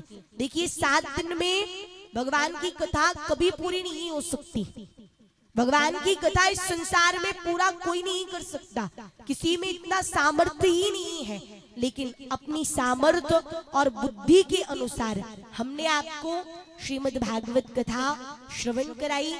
कभी कभी बोलते बोलते मुख से कुछ ऐसे शब्द निकल जाते हैं जो सुनने में सामने वाले व्यक्ति को अप्रिय लगते हैं, अच्छे नहीं लगते। यदि मेरे मुख से भी इन 7 दिनों में कोई ऐसा वाक्य निकला हो, कोई ऐसी बात निकली हो जो आप सभी को अच्छी ना लगी हो, अप्रिय लगी हो, तो मुझे अपनी बेटी या बहन समझ करके क्षमा करना। और यदि मेरे मुख से कोई ऐसी बात निकली हो जो आप सभी को अच्छी लगी हो, तो उसे आप अपने जीवन में अवश्य उतारना। क्योंकि कथा की पहले दिन ही कहा था, भगवान की कथा कहने अथवा सुनने के लिए नहीं बल्कि सुधरने के लिए बनी है। कथा में बैठने से कुछ नहीं होता जब तक आप कथा को अपने अंदर नहीं बैठाएंगे। प्रयास करें, आपसे ये नहीं कहेंगे कि आप पूरी भागवत जीवन में उतार लीजिए, जितना आपने 7 दिन में सुना है सब कुछ उतार लो, परंतु ज्यादा नहीं। 7 दिन में 7 बातें भी ज्यादा लगती हैं, तो एक बात को आप अपने जीवन में अवश्य उतारें। यदि आपने एक बात को भी अपने जीवन में उतार लिया तो निश्चित ही आपके जीवन में परिवर्तन आएगा। हमारा आपको कथा श्रवण कराना सफल माना जाएगा, आपका कथा श्रवण करना सफल माना जाएगा। ये श्रीमद् भागवत की कथा यही पूर्ण होती है। सभी अपने हाथ जोड़कर नेत्र बंद करके, जो जहां विराजमान है अपने स्थान पर ही सभी अपने हाथ जोड़कर नेत्र बंद करके श्रीमद् भागवत के अंतिम श्लोक का उच्चारण करेंगे, पाठ करेंगे। एक बार मैं इस मंत्र को बोलूंगी, एक बार आप सभी को इस मंत्र को बोलना है। नाम संकीर्तनम यस्य नाम संकीर्तनं यस्य नाम संकीर्तनम यस्य नाम संकीर्तनं यस्य सर्व पाप प्रणाशनम सर्वपापप्रणाशनं प्रणामो दुःख समनस प्रणामो दुःखशमनः प्रणामो दुःख समनस प्रणामो दुःखशमनः तम नमामि हरिं परम तं नमामि हरिं परम् तम नमामि हरिं परम तं नमामि हरिं परम् 7 दिनों का साथ था हमारा तुम्हारा तुम्हारा हमारा 7 दिनों का साथ था हमारा तुम्हारा तुम्हारा हमारा 7 दिनों का साथ था हमारा तुम्हारा तुम्हारा हमारा 7 दिनों का साथ था हमारा तुम्हारा तुम्हारा हमारा अगर श्याम की कृपा होगी होगी कथा तुम्हारा अगर श्याम की कृपा होगी होगी कथा तुम्हारा अगर प्रभु की कृपा होगी होगी कथा तुम्हारा अगर प्रभु की कृपा होगी होगी कथा दोबारा 7 दिनों का साथ था हमारा तुम्हारा तुम्हारा हमारा 7 दिनों का साथ था हमारा तुम्हारा तुम्हारा हमारा अगर श्याम की कृपा होगी होगी कथा तुम्हारा अगर श्याम की कृपा होगी होगी कथा दोबारा अगर प्रभु की कृपा होगी होगी कथा तुम्हारा अगर प्रभु की कृपा होगी होगी कथा दोबारा 7 दिनों का साथ था हमारा तुम्हारा तुम्हारा हमारा 7 दिनों का साथ था हमारा तुम्हारा तुम्हारा देखिए, हमारा आप लोग तालियां बजाने में बहुत कंजूसी करते हैं। अब तो गधा का विश्राम हो गया, सभी को पूरे पूरे हाथ उठाना है। दोनों हाथ में उठाइए, सभी अपने दोनों हाथ में उठाइए। और अब गधा के विश्राम में सभी को भगवान से क्या प्रार्थना करनी है? वही शिवाली तेरा शुक्रिया, तूने जीवन में सब कुछ दिया। वाले तेरा शुक्रिया तूने जीवन में सब कुछ दिया शुक्रिया शुक्रिया शुक्रिया, तूने जीवन में सब कुछ दिया। शुक्रिया शुक्रिया शुक्रिया तूने जीवन में सब कुछ दिया मान इज्जत है तूने बढ़ाई, तेरी कृपा से भक्ति है पाई। मान इज्जत है तूने बढ़ाई, तेरी कृपा से भक्ति है पाई। तेरी कृपा से भक्ति है पाई। तेरी कृपा से भक्ति है पाई। हाथ सर पर मेरे रख दिया, हाथ सर पर मेरे रख दिया, मेरा खुशियों से घर भर दिया। मेरा खुशियों से घर भर दिया। शुक्रिया शुक्रिया शुक्रिया, शुक्रिया शुक्रिया शुक्रिया वंशी वाले तेरा शुक्रिया।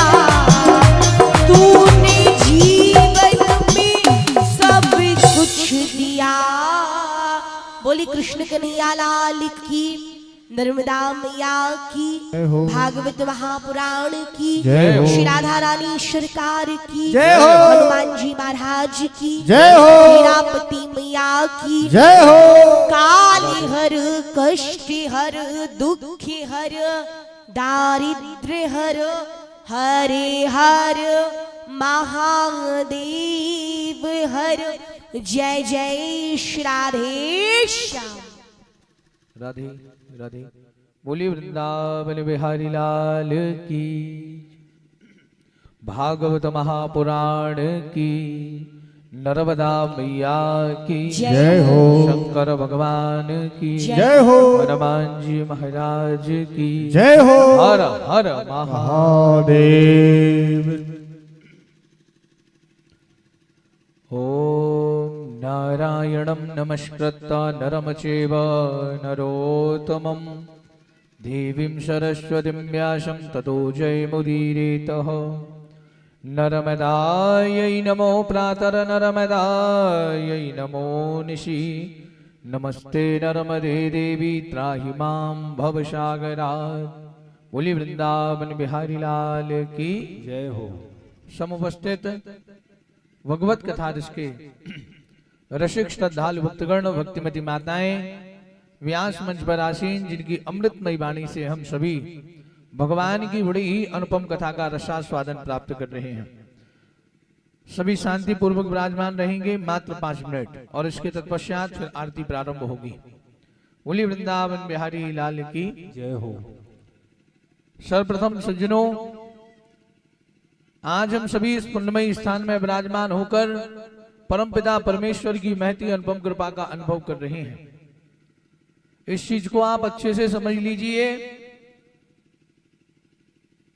आज अगर हम सब लोग यहाँ पर बैठे हैं, आप कथा श्रवण कर रहे हैं, देवी जी आपको कथा श्रवण करा रही हैं, ये सब प्रभु इच्छा है। जब तक प्रभु की कृपा नहीं होती है, हम मन से कुछ भी सोच लें, और जरूरी नहीं है कि जो हम मन से सोचते हैं तो वो कार्य संपन्न हो या प्रारंभ हो या सफल हो, परंतु जिन कार्यों के प्रति प्रभु की इच्छा होती है वह कार्य सरलता से सहजता से प्रारंभ भी होते हैं और संपन्न भी हो जाते हैं। आज श्रीमद् भागवत महापुराण की कथा का 7वां दिवस है। एक दिन था कि पहला दिन हुआ था और पूरे के पूरे 6 दिन बचे थे, परंतु आज पूरे के पूरे 6 दिन हो चुके हैं और 7वां दिन भी पूर्ण हो चुका है। ऐसा कहना थोड़ा सा उचित नहीं रहता है कि आज भगवान की कथा समाप्त हो गई है। ध्यान से समझना इस बात को। आज भगवान की कथा खत्म नहीं हुई है, समाप्त नहीं हुई है। जिस दिन भगवान की कथा इस जगत से समाप्त हो जाएगी, उस दिन ये सारा का सारा जगत समाप्त हो जाएगा। आज भगवान की कथा का समापन का नहीं बल्कि विश्राम का दिवस है। कथा को विश्राम तो प्रतिदिन दिया जाता था, परंतु सबको पता रहता था कि कल फिर पुनः कथा प्रारंभ होगी, परंतु आज एक ऐसा विश्राम कथा के माध्यम से कथा को दिया जाएगा जिसका समय अनिश्चित होगा। फिर कभी प्रभु की इच्छा होगी, फिर कभी प्रभु की कृपा होगी, तो हम सब लोग ऐसे ही विराजमान होंगे और भगवत चर्चा करेंगे, हरि चर्चा करेंगे। आज कथा की संपन्नता का सबसे पहला श्रेय यहाँ पर बैठे एक एक श्रद्धालु भक्तगणों को जाता है, जो आप सभी नियमित रूप से, ध्यान से समझना, बोलिए वृंदावन बिहारी लाल की, नियमित रूप से आप सभी लोग विधिवत जो ग्राम दमदम की पावन भूमि में कथा चल रही है, हमारे समस्त बमनौटिया परिवार की ओर से उनके सर्व पितरों की शांति हेतु भगवान की कृपा उन पर, उनके पितृजनों पर बनी रहे। वह जो कथा चल रही है उस संपन्नता का पहला श्रेय यहाँ पर बैठे एक एक श्रोताओं को जाता है। आप सभी लोग नियमित रूप से यहाँ पर उपस्थित रहे और आप सभी लोगों ने बड़े ही मन से, बड़ी ही श्रद्धा से, बड़े ही भक्ति भाव से श्रीमद् भागवत महापुराण की कथा को श्रवण किया। एक चीज और समझ लीजिए, अगर आपने अपना समय खर्च करते हुए यहाँ पर जो भगवत भक्ति की है, भगवत कथा श्रवण की है और इससे जो धन कमाया है, यहाँ पर आप 7 दिन प्रतिदिन बैठे रहे और बैठकर आपने कथा सुनी, भगवान का भजन किया, तो उससे आपने कुछ धन कमाया है। और वो धन ऐसा है जिस पर पूरा का पूरा केवल आपका अकेले का अधिकार है। पूरी जिंदगी में आप जो भी कुछ कमाते हैं उसकी तो नाना प्रकार की गति होती है। पहले परिवार वालों में बढ़ जाता है, ज्यादा कमा लो तो सरकारें कर लेने लगती हैं, और ज्यादा धन रखा हो घर में तो चोरों का भी डर रहता है कि कोई इसे चुरा ना ले। जीवन भर की जो हमारी धन संपत्ति की कमाई रहती है उसकी नाना प्रकार की गति होती है, परंतु सज्जनों आपने 7 दिन इस दमदम की पावनमयी भूमि में बैठकर जो राम नाम का धन कमाया है, इस धन पर ना तो आपकी पत्नी का अधिकार है, ना आपके पति का अधिकार है, ना आपके पुत्रों का अधिकार है, ना इस पर कोई कर लग सकता है, ना इसे कोई चुरा सकता है। इस कमाई पे बिल्कुल पूरा का पूरा आपका स्वयं का अधिकार है। और सबसे अच्छी बात इस कमाई की, संसार की जो संपत्ति रहती है वो आखिरी में आपको छोड़ कर जाना पड़ती है। मरने के बाद व्यक्ति के नाम के आगे क्या लग जाता है? एक कार्ड आता है, कोई समाप्त हो जाता है तो फिर एक कार्ड आता है हमारे पास, उसमें लिखा रहता है फलाने व्यक्ति का क्या हो गया, निधन हो गया। लिखा रहता है कि नहीं लिखा रहता है? ऐसा उसमें लिखा रहता है फलाने व्यक्ति का निधन हो गया। निधन का क्या अर्थ है? जो बिना धन का चला गया हो। निधन का अर्थ होता है जो बिना धन का चला गया हो। संसार की संपत्ति जब आप इस जगत को छोड़कर जाएंगे तो यही धरी रह जाती है, परंतु आपने जो राम नाम का धन इन 7 दिनों में कमाया है ये जीवन पर्यंत आपके साथ रहेगा और मरने के बाद भी आपके साथ जाएगा। बोलिए वृंदावन बिहारी लाल की। बड़ी शाश्वत कमाई, बड़ी ही अच्छी कमाई आप सभी लोगों ने यहाँ पर बैठकर की है। मैं भगवान से प्रार्थना करता हूँ, आज कथा का विश्राम दिवस है, भगवान की कृपा आप सभी पर बनी रहे, हमारे यजमान परिवार पर बनी रहे, ग्राम पर बनी रहे, क्षेत्र पर बनी रहे। आप सभी लोगों को शाश्वत लक्ष्मी की प्राप्ति हो, ऐसी लक्ष्मी जो नारायण के साथ रहती हो। विडंबना क्या है हमारे साथ? हम केवल लक्ष्मी की कामना करते हैं, केवल संपत्ति अकेले की कामना करते हैं, परंतु अगर आप नारायण की कामना लेकर जिएंगे। अभी हमने बड़ी सुंदर कथा सुनी देवी जी के श्रीमुख से सभी लोगों ने, सुदामा जी के चरित्र की। सुदामा जी कब तक निर्धन रहे, कब तक गरीब रहे? जब तक द्वारकाधीश ने उन्हें अपने गले से नहीं लगाया। और जैसे द्वारकाधीश के पास पहुंचे तो रुक्मणी कौन है? लक्ष्मी स्वरूपा रुक्मणी है। और जब द्वारकाधीश ने सुदामा जी को गले से लगाया तो लक्ष्मी स्वरूपा रुक्मणी ने अपना माथा सुदामा जी के चरणों पर टेक दिया। बोलिए वृंदावन बिहारी लाल की जय हो। कहने का तात्पर्य जो व्यक्ति नारायण को अपना बना लेता है या नारायण का स्वयं बन जाता है। गीता में भगवान कहते हैं अनन्याश्चिन्तयन्तो माम ये जना पर्युपासते तेषां नित्याभियुक्तानां योगक्षेमं वहाम्यहम्। जो मनुष्य मुझे आत्मसमर्पण कर देता है, ध्यान से समझना है इस बात को। भगवान किसे मिले हैं? तो कहा भगवान सबसे अच्छे से गोपियों को मिले हैं। तो कहा भगवान को अगर प्राप्त करना है तो फिर गोपी बनना पड़ेगा। तो गोपियां बनेंगे कैसे? तो कहा गोपियों सा मन बना लीजिए। गोपियों का जो ध्येय था, गोपियों की जो श्रद्धा थी भगवान के प्रति, गोपियों की जो आस्था थी, बस वो आस्था, वो ध्येय, वो मन अपने अंदर बना लीजिए, आपको भी भगवान मिल जाएंगे। तो भगवान कहते हैं कि जो मुझे आत्मसमर्पण कर देता है उसे फिर किसी भी प्रकार की कोई चिंता करने की आवश्यकता नहीं है। योग क्षेमम वहाम्यहम्, उसके योग और क्षेम, जो वस्तु उसे प्राप्त है उसकी रक्षा करता हूं और जो अप्राप्त है उसकी प्राप्ति करा देता हूं। ऐसे भगवान श्री कृष्ण की हमने बड़ी ही सुंदर कथा को श्रवण किया। भगवान की कृपा से आप सभी क्षेत्रवासियों को शाश्वत नारायण के साथ वाली लक्ष्मी की प्राप्ति हो, जिस लक्ष्मी के आने पर आपको अहम ना आए, अहंकार ना आए, जिस लक्ष्मी की प्राप्ति के बाद आप सही रास्ते पर चलें, सत्कर्म करें। नवग्रह भगवान से प्रार्थना है सूर्य की कृपा से आप सभी को, सूर्य की कृपा से तेज की प्राप्ति हो, चंद्रमा की कृपा से आप सभी के जीवन में शीतलता बनी रहे। मंगल से प्रार्थना है कि आप सभी के घर में, ग्राम में, क्षेत्र में मांगलिक कार्य होते रहें। बुद्ध से प्रार्थना है कि वो आपको सद्बुद्धि प्रदान करें। गुरु से प्रार्थना है कि वो आपको ज्ञान दें। शुक्र से प्रार्थना है कि वो आपको सुख दें। शनि से प्रार्थना है कि उनकी बुरी दृष्टि आप सभी पर ना पड़े, कृपा दृष्टि ही पड़ी रहे। राहु से प्रार्थना है कि जीवन पर्यंत वो आपको अच्छी राह पर लेकर चलें। और केतु से प्रार्थना है कि जीवन पर्यंत आप सभी को वो अच्छे कार्यों में लगा कर रखें। बोलिए वृंदावन बिहारी लाल की। जयकारा जोर से लगाया करो सभी लोग। अब तो कथा का विश्राम दिन है। जब कहीं भी आप जाएं, भगवान का भजन हो, भगवान का कीर्तन हो, तालियां बजाएं। जब भगवान की जय जयकारा हो, अगर हम भगवान की जयकार लगाते हैं तो फिर भगवान भी हमारी जयकार लगाते हैं। जो कुछ भी है सब भगवान की कृपा है, और जब भगवान की कृपा होती है तो ऐसा कोई कार्य नहीं है इस जगत में जो असंभव हो। भगवान की कृपा के बारे में विद्वज्जन कहते हैं, मूक होए बाचाल पंगु चढ़ही गिरिवर गहन। ध्यान से समझना, बोली वृंदावन बिहारी लाल की जय हो। जब भगवान की कृपा होती है तो क्या होता है? कहा मूक होए बाचाल और पंगु चढ़ही गिरिवर गहन, जासु कृपा सुदयाल द्रवहु सकल कली मल दहन। जब भगवान की कृपा होती है सज्जनों, तो गूंगा व्यक्ति बोलना प्रारंभ कर देता है। लंगड़ा है, चलते नहीं बन रहा है, परंतु बड़े बड़े पहाड़ों को चढ़ जाता है। आज हम भी यहाँ पर बैठे हैं तो भगवान की कृपा है। भगवान की बड़ी अच्छी कृपा इन 7 दिनों तक रही, और बड़ी ही प्रसन्नता पूर्वक, बड़े ही भाव पूर्वक श्रीमद् भागवत महापुराण की कथा को आप सभी लोगों ने श्रद्धा पूर्वक श्रवण किया। ऐसा ही ध्येय, ऐसा ही मन आप सभी का, पूरे क्षेत्रवासियों का। बड़ा सुंदर क्षेत्र है आपका ये नर्मदापुरम का। मां नर्मदा के बिल्कुल समीप के लोग हैं आप, और मां नर्मदा जिनके बारे में जितना भी कहा जाए सबका सब कम है।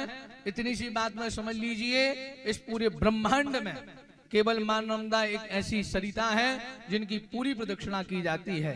यानी कानी च पापानि जन्मांतरी कृतानि च तानि सर्वेण्य नश्यन्तु प्रदक्षिणायाम पदे पदे। वह इतनी पतित पावनी है, इतनी पुण्यदायिनी है कि अगर कोई व्यक्ति परिक्रमा करता है उनकी, और परिक्रमा के लिए एक एक पग आगे रखता है, एक एक पग आगे रखने से उसके एक एक जन्म के पाप जलकर नष्ट होते हैं। वेदों में वर्णन आया, सर्व वेदेषु यज्ञानम सर्व तीर्थेषु यत् पुण्यम सर्व यज्ञेषु यत् फलम तत्सर्वम नर्मदा तटे। सारे वेदों में जो ज्ञान है, सारे तीर्थों में जो पुण्य है, सारे यज्ञों में जो फल है, वो सब का सब नर्मदा के तट पर व्यक्ति को सहजता से प्राप्त हो जाता है। आप ऐसे मां नर्मदा तट के, मां नर्मदा का क्षेत्र ही लगता है ये, उस क्षेत्र के हम नर्मदापुरम वासी हैं। आप सभी पर भगवान की कृपा बनी रहे। आपका जो मन अभी धर्म में लगा हुआ है, जैसे अभी आप धर्ममय हैं, ऐसे ही धर्ममय जीवन पर्यंत बने रहें। साथ ही विश्राम समय में मैं फिर पुनः आप सभी लोगों को अमरकंटक के लिए सादर आमंत्रित करता हूं, जहां से मां नर्मदा का उद्गम स्थल है। कभी भी आप अमरकंटक पहुंचे तो अवश्य एक बार अमरेश्वर महादेव के दर्शन करें। अमरेश्वर महादेव जो एक ही पत्थर की 11 फीट ऊंची शिवलिंग है, और जिनके दर्शन का बड़ा लाभ है। अमर आश्रम अमरेश्वर महादेव मंदिर में अमरेश्वर भगवान तो विराजमान है ही, साथ में ही 12 ज्योतिर्लिंग स्थापित हैं, 9 देवियां स्थापित हैं, आद्य गुरु शंकराचार्य स्थापित हैं, रिद्धि सिद्धि के साथ भगवान गणेश स्थापित हैं। और सबसे बड़ी विशेषता उस आश्रम की कि 30 जुलाई 2007 से अखंड 108 वर्ष तक चलने वाला श्री रामचरितमानस का पाठ चल रहा है। यह संकल्प हमारे परम सिद्धे, परम आदरणीय सदगुरुदेव भगवान स्वामी महेंद्रानंद जी महाराज का यह संकल्प है, और वह संकल्प भगवान की कृपा से, माँ रेवा की कृपा से निरंतर अभी भी चल रहा है। तो आप जब भी अमरकंटक पहुंचे तो सादर आमंत्रित हैं। अमरकंटक में अमरेश्वर महादेव के दर्शन अवश्य करें। आज प्रिय सज्जनों, कथा का विश्राम हो रहा है। सबसे पहले हम लोग आरती में सम्मिलित होंगे, परंतु उससे पूर्व कुछ नियम रहता है अंतिम दिन का, वो नियम मैं आपको बतलाता हूँ। जैसा कि आपने पहले ही दिन सुना था कि कथा कहने और सुनने के लिए नहीं बनी है। कथा किस चीज के लिए बनी है? सुधरने के लिए। कथा सुनने के बाद अगर हमारे जीवन में कोई परिवर्तन नहीं आया तो फिर कथा सुनने का ज्यादा कोई विशेष मतलब नहीं निकल पाता है। तो आज अंतिम दिन है, और ऐसा होता है कि आरती होगी पहले, आरती के बाद हमारे जो यजमानगण है, यजमानगण का जो परिवार है, वह व्यासपीठ का पूजन करेगा, देवी जी से आशीर्वाद लेगा, और उसके बाद में फिर आज सभी लोग मंच पर ही आकर व्यासपीठ को प्रणाम करते हैं और व्यासपीठ का पूजन करते हैं और नीचे उतर जाते हैं। तो देखिए, ऐसा नियम है कि जब हम व्यासपीठ का पूजन करने जाते हैं तो कुछ ना कुछ हमें व्यासपीठ पे चढ़ाना रहता है, और वहां से जब लौट के आते हैं तो देवी जी हमें कुछ ना कुछ प्रसादी के रूप में देती है। तो देखिए, अगर आज आप वास्तव में भागवत की अंतिम चढ़ोतरी करना चाहते हैं, ध्यान से समझ लेना अच्छे से, अगर वास्तव में आपको लगता है कि हमने 7 दिनों तक कथा सुनी है और हमें व्यासपीठ पर कुछ चढ़ाना चाहिए, चढ़ोतरी करना चाहिए भागवत महापुराण की, तो अपनी जीवन की एक बुराई भागवत महापुराण पर चढ़ा कर जाएं और प्रसादी के रूप में एक अच्छा ही यहां से लेकर जाएं। और अगर आप ऐसा करते हैं तो निश्चित मानकर चलिए फिर यहाँ पर आकर यह भागवत महापुराण की कथा पूर्णता संपन्न मानी जाती है। बोलिए वृंदावन बिहारी लाल की जय हो। मैं फिर पुनः यहाँ पर उपस्थित जो समस्त ग्रामों से श्रद्धालु भक्तगण पधारे हुए हैं, यजमान परिवार की ओर से जो बमनौटिया परिवार है उस समस्त परिवार की ओर से यहाँ पर उपस्थित सभी श्रद्धालु भक्तगणों का आत्मीय वंदन करता हूँ। और उनके आत्मीय वंदन है आप सभी लोगों का। और आरती के बाद में पहले यजमानगण पूजन करेंगे, फिर यजमान गणों के पूजन के बाद भैया लोग पूजन करेंगे और फिर माताएं पूजन करेंगी। इस चीज का बड़ा विशेष ध्यान रखना है कि जब आप लोग मंच पर आएंगे, ये सबका अधिकार होता है। 7 दिनों तक जो कथा सुनते हैं ये सबका अधिकार बनता है कि 7 दिनों तक हमने कथा जिन व्यास से सुनी है उन व्यास के हाथों से प्रसादी लें और व्यासपीठ को प्रणाम करने जाएं। परंतु ये संभव कब हो सकेगा? जब आप सभी लोग धैर्य बनाकर रखेंगे। मंच की स्थिति थोड़ी सी कमजोर है क्योंकि पानी जब से गिरा है तो थोड़ी सी समस्या हो गई है। हमारी यजमान परिवार की तो हर दिन इच्छा रहती थी कि गुरुजी जितने लोग भी अतिथिगण आते हैं सब लोग व्यासपीठ तक पहुंचें। उनका बड़ा प्रयास रहता था और वो कह के ही रखते थे कि जो भी हमारे घर अतिथिगण आ रहे हैं कथा में प्रयास करिएगा कि भले हमारे परिवार का व्यक्ति कोई मंच तक ना पहुंच पाए तो चलेगा, परंतु अगर कोई अतिथि हमारे यहाँ आया है तो साफ प्रसन्न आप उसे मंच पर बुलाइए। और वो प्रयास अच्छे से संपन्न भी हुआ। आज का भी जो मंच पे आने का कार्यक्रम रहेगा, व्यासपीठ का पूजन और प्रसादी का रहेगा। बाहर से आज कहीं से प्रसादी नहीं बटेगी, बाहर से तो केवल कुछ समय के बाद फिर पूजन के बाद भंडारा ही प्रारंभ होगा। जो भी प्रसादी बटेगी आज व्यास मंच से ही बटेगी। और बिल्कुल नियम पूर्वक आरती के बाद बिल्कुल नियम पूर्वक अगर आप लोग आते रहेंगे एक एक करके तो फिर यहीं से आज जो नियम है उस नियम के अनुसार हम कार्य करेंगे। जैसा कि कल आप सभी लोगों को बतलाया था कि जो लोग भी आपके क्षेत्र से बैसाख के महीने में बहुत सारा अन्नदान जाता है आश्रम के लिए, तो कल जिन्होंने नाम लिखवाया था श्री डोरीलाल बमनौटिया जी 1 क्विंटल अन्नदान, श्री घनश्याम बमनौटिया जी 1 क्विंटल अन्नदान, श्री सुंदरलाल बमनौटिया जी 1 क्विंटल अन्नदान, श्री हीरालाल चौरे जी 1 क्विंटल अन्नदान, श्री मंगलदास जी 1 क्विंटल अन्नदान, श्री नानक राम जी बमनौटिया 1 क्विंटल अन्नदान, श्री मुकेश पटेल जी 51 किलो अन्नदान, श्री दीपक पटेल जी 4 कोड़े अन्नदान, श्री विकास पटेल जी 51 किलो अन्नदान, श्री धर्मेंद्र पटेल जी 51 किलो अन्नदान।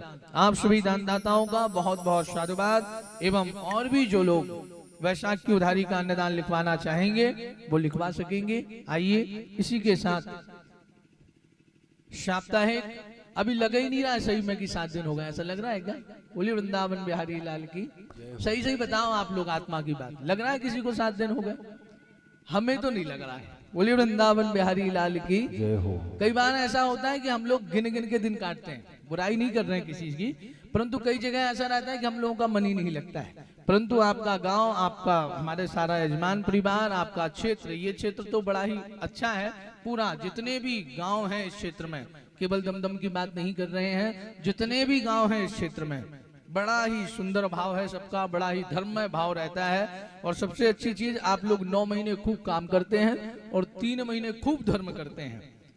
9 महीने तक काम ही काम रहता है, परंतु 3 महीने का आप जो समय निकालते हैं इस समय में पूरा क्षेत्र धर्ममय बना रहता है। हर गांव में कथा, अभी गुरुग्राम में कथा होनी है, पास में हमारे परम श्रद्धेय बड़े ही सुंदर कथाकार हैं श्री मधुसूदन जी, उनकी कथा सुनने का लाभ हम लोगों को साकेत में मिला था। बड़ी सुंदर कथा करते हैं, सनखेड़ा में उनकी कथा चल रही है। जितने भी आसपास के ग्राम हैं, अभी ये 2-3 महीने में मेरे ख्याल से ऐसा एक भी गांव नहीं बचेगा जहां कोई कथा ना होगी। तो आप सभी लोग ऐसे ही धर्म में जीवन पर्यंत, जब तक आपका जीवन है आप स्वयं भी ऐसे ही धर्म में लगे रहें, आगे भी जो नई पीढ़ी है वो भी ऐसी धर्म में बनी रहे। और यहाँ पर आकर साप्ताहिक श्रीमद् भागवत महापुराण की कथा का पावन भगवान श्री हरि नारायण के चरणार बिंदों में पावन विश्राम। फिर पुनः यहाँ पर बैठे समस्त श्रद्धालु भक्तगणों की मंगल कामना करते हुए आज व्यासपीठ से आप सभी को आशीर्वाद प्राप्त हो, सभी की मंगल कामना है। सर्वे भवन्तु सुखिनः, सर्वे सन्तु निरामया, सर्वे भद्राणि पश्यन्तु, मां कश्चित् दुःख भाग् भवेत्, सर्वा बाधा विनिर्मुक्तो धन्य धान्य सुतान्विता, मनुष्यो मद प्रसादेन भविष्यति न संशया, भविष्यति न संशया। बोलिए वृंदावन बिहारी लाल की जय हो, भागवत महापुराण की जय हो, नर्मदा मैया की जय हो, धर्म की जय हो, अधर्म का नाश हो, प्राणियों में सद्भावना हो, विश्व का कल्याण हो, गौ माता की जय हो, वैदिक सत्य सनातन धर्म की जय हो, वस्ती नगर की जय हो, अपने अपने माता पिता की जय हो, अपने अपने सदगुरुदेव भगवान की जय हो, आज के आनंद की जय हो, हर हर महादेव। महादेव।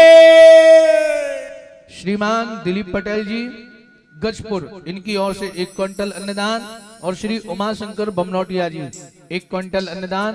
आपका बहुत बहुत साधुवाद।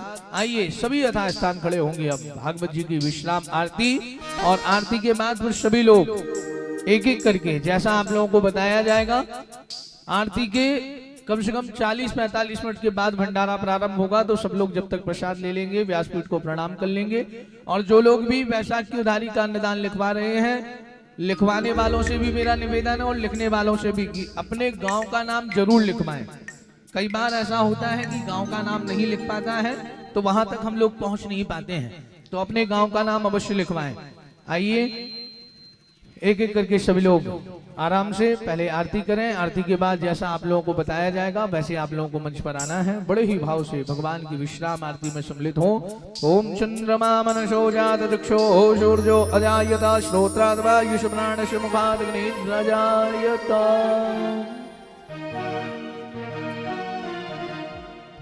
शिरादे मन में बसा कर तेरी मूर्ति, उतारूं मैं गिरधर तेरी आरती। मन में बसा कर तेरी मूर्ति, उतारो मैं गिरधर तेरी आरती। उतारूं मैं गिरधर तेरी आरती। उतारो मैं गिरधर तेरी आरती। उतारूं मैं गिरधर तेरी आरती।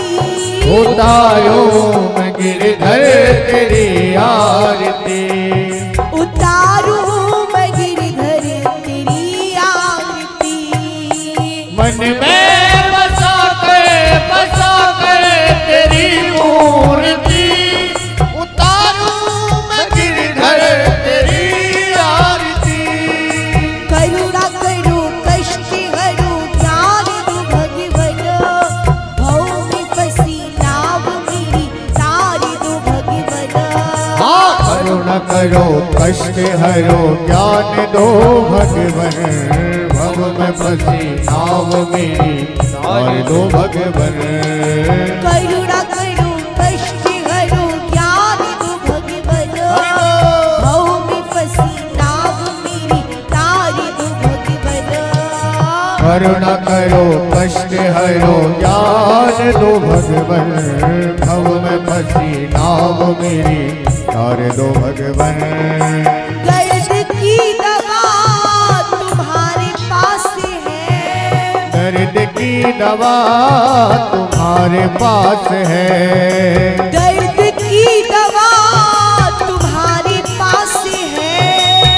दर्द की दवा तुम्हारे पास है। जिंदगी दया की है भीख मांगती।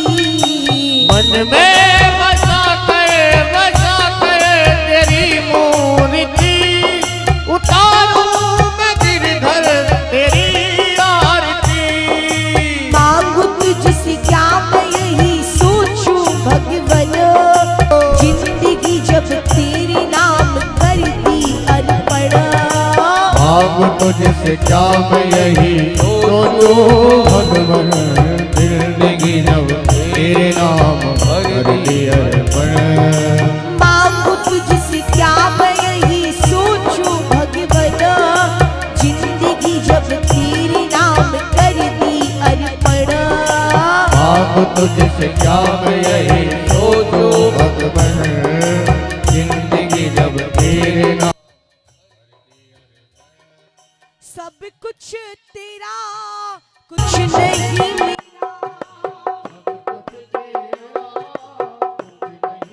तेरा कुछ नहीं मेरा।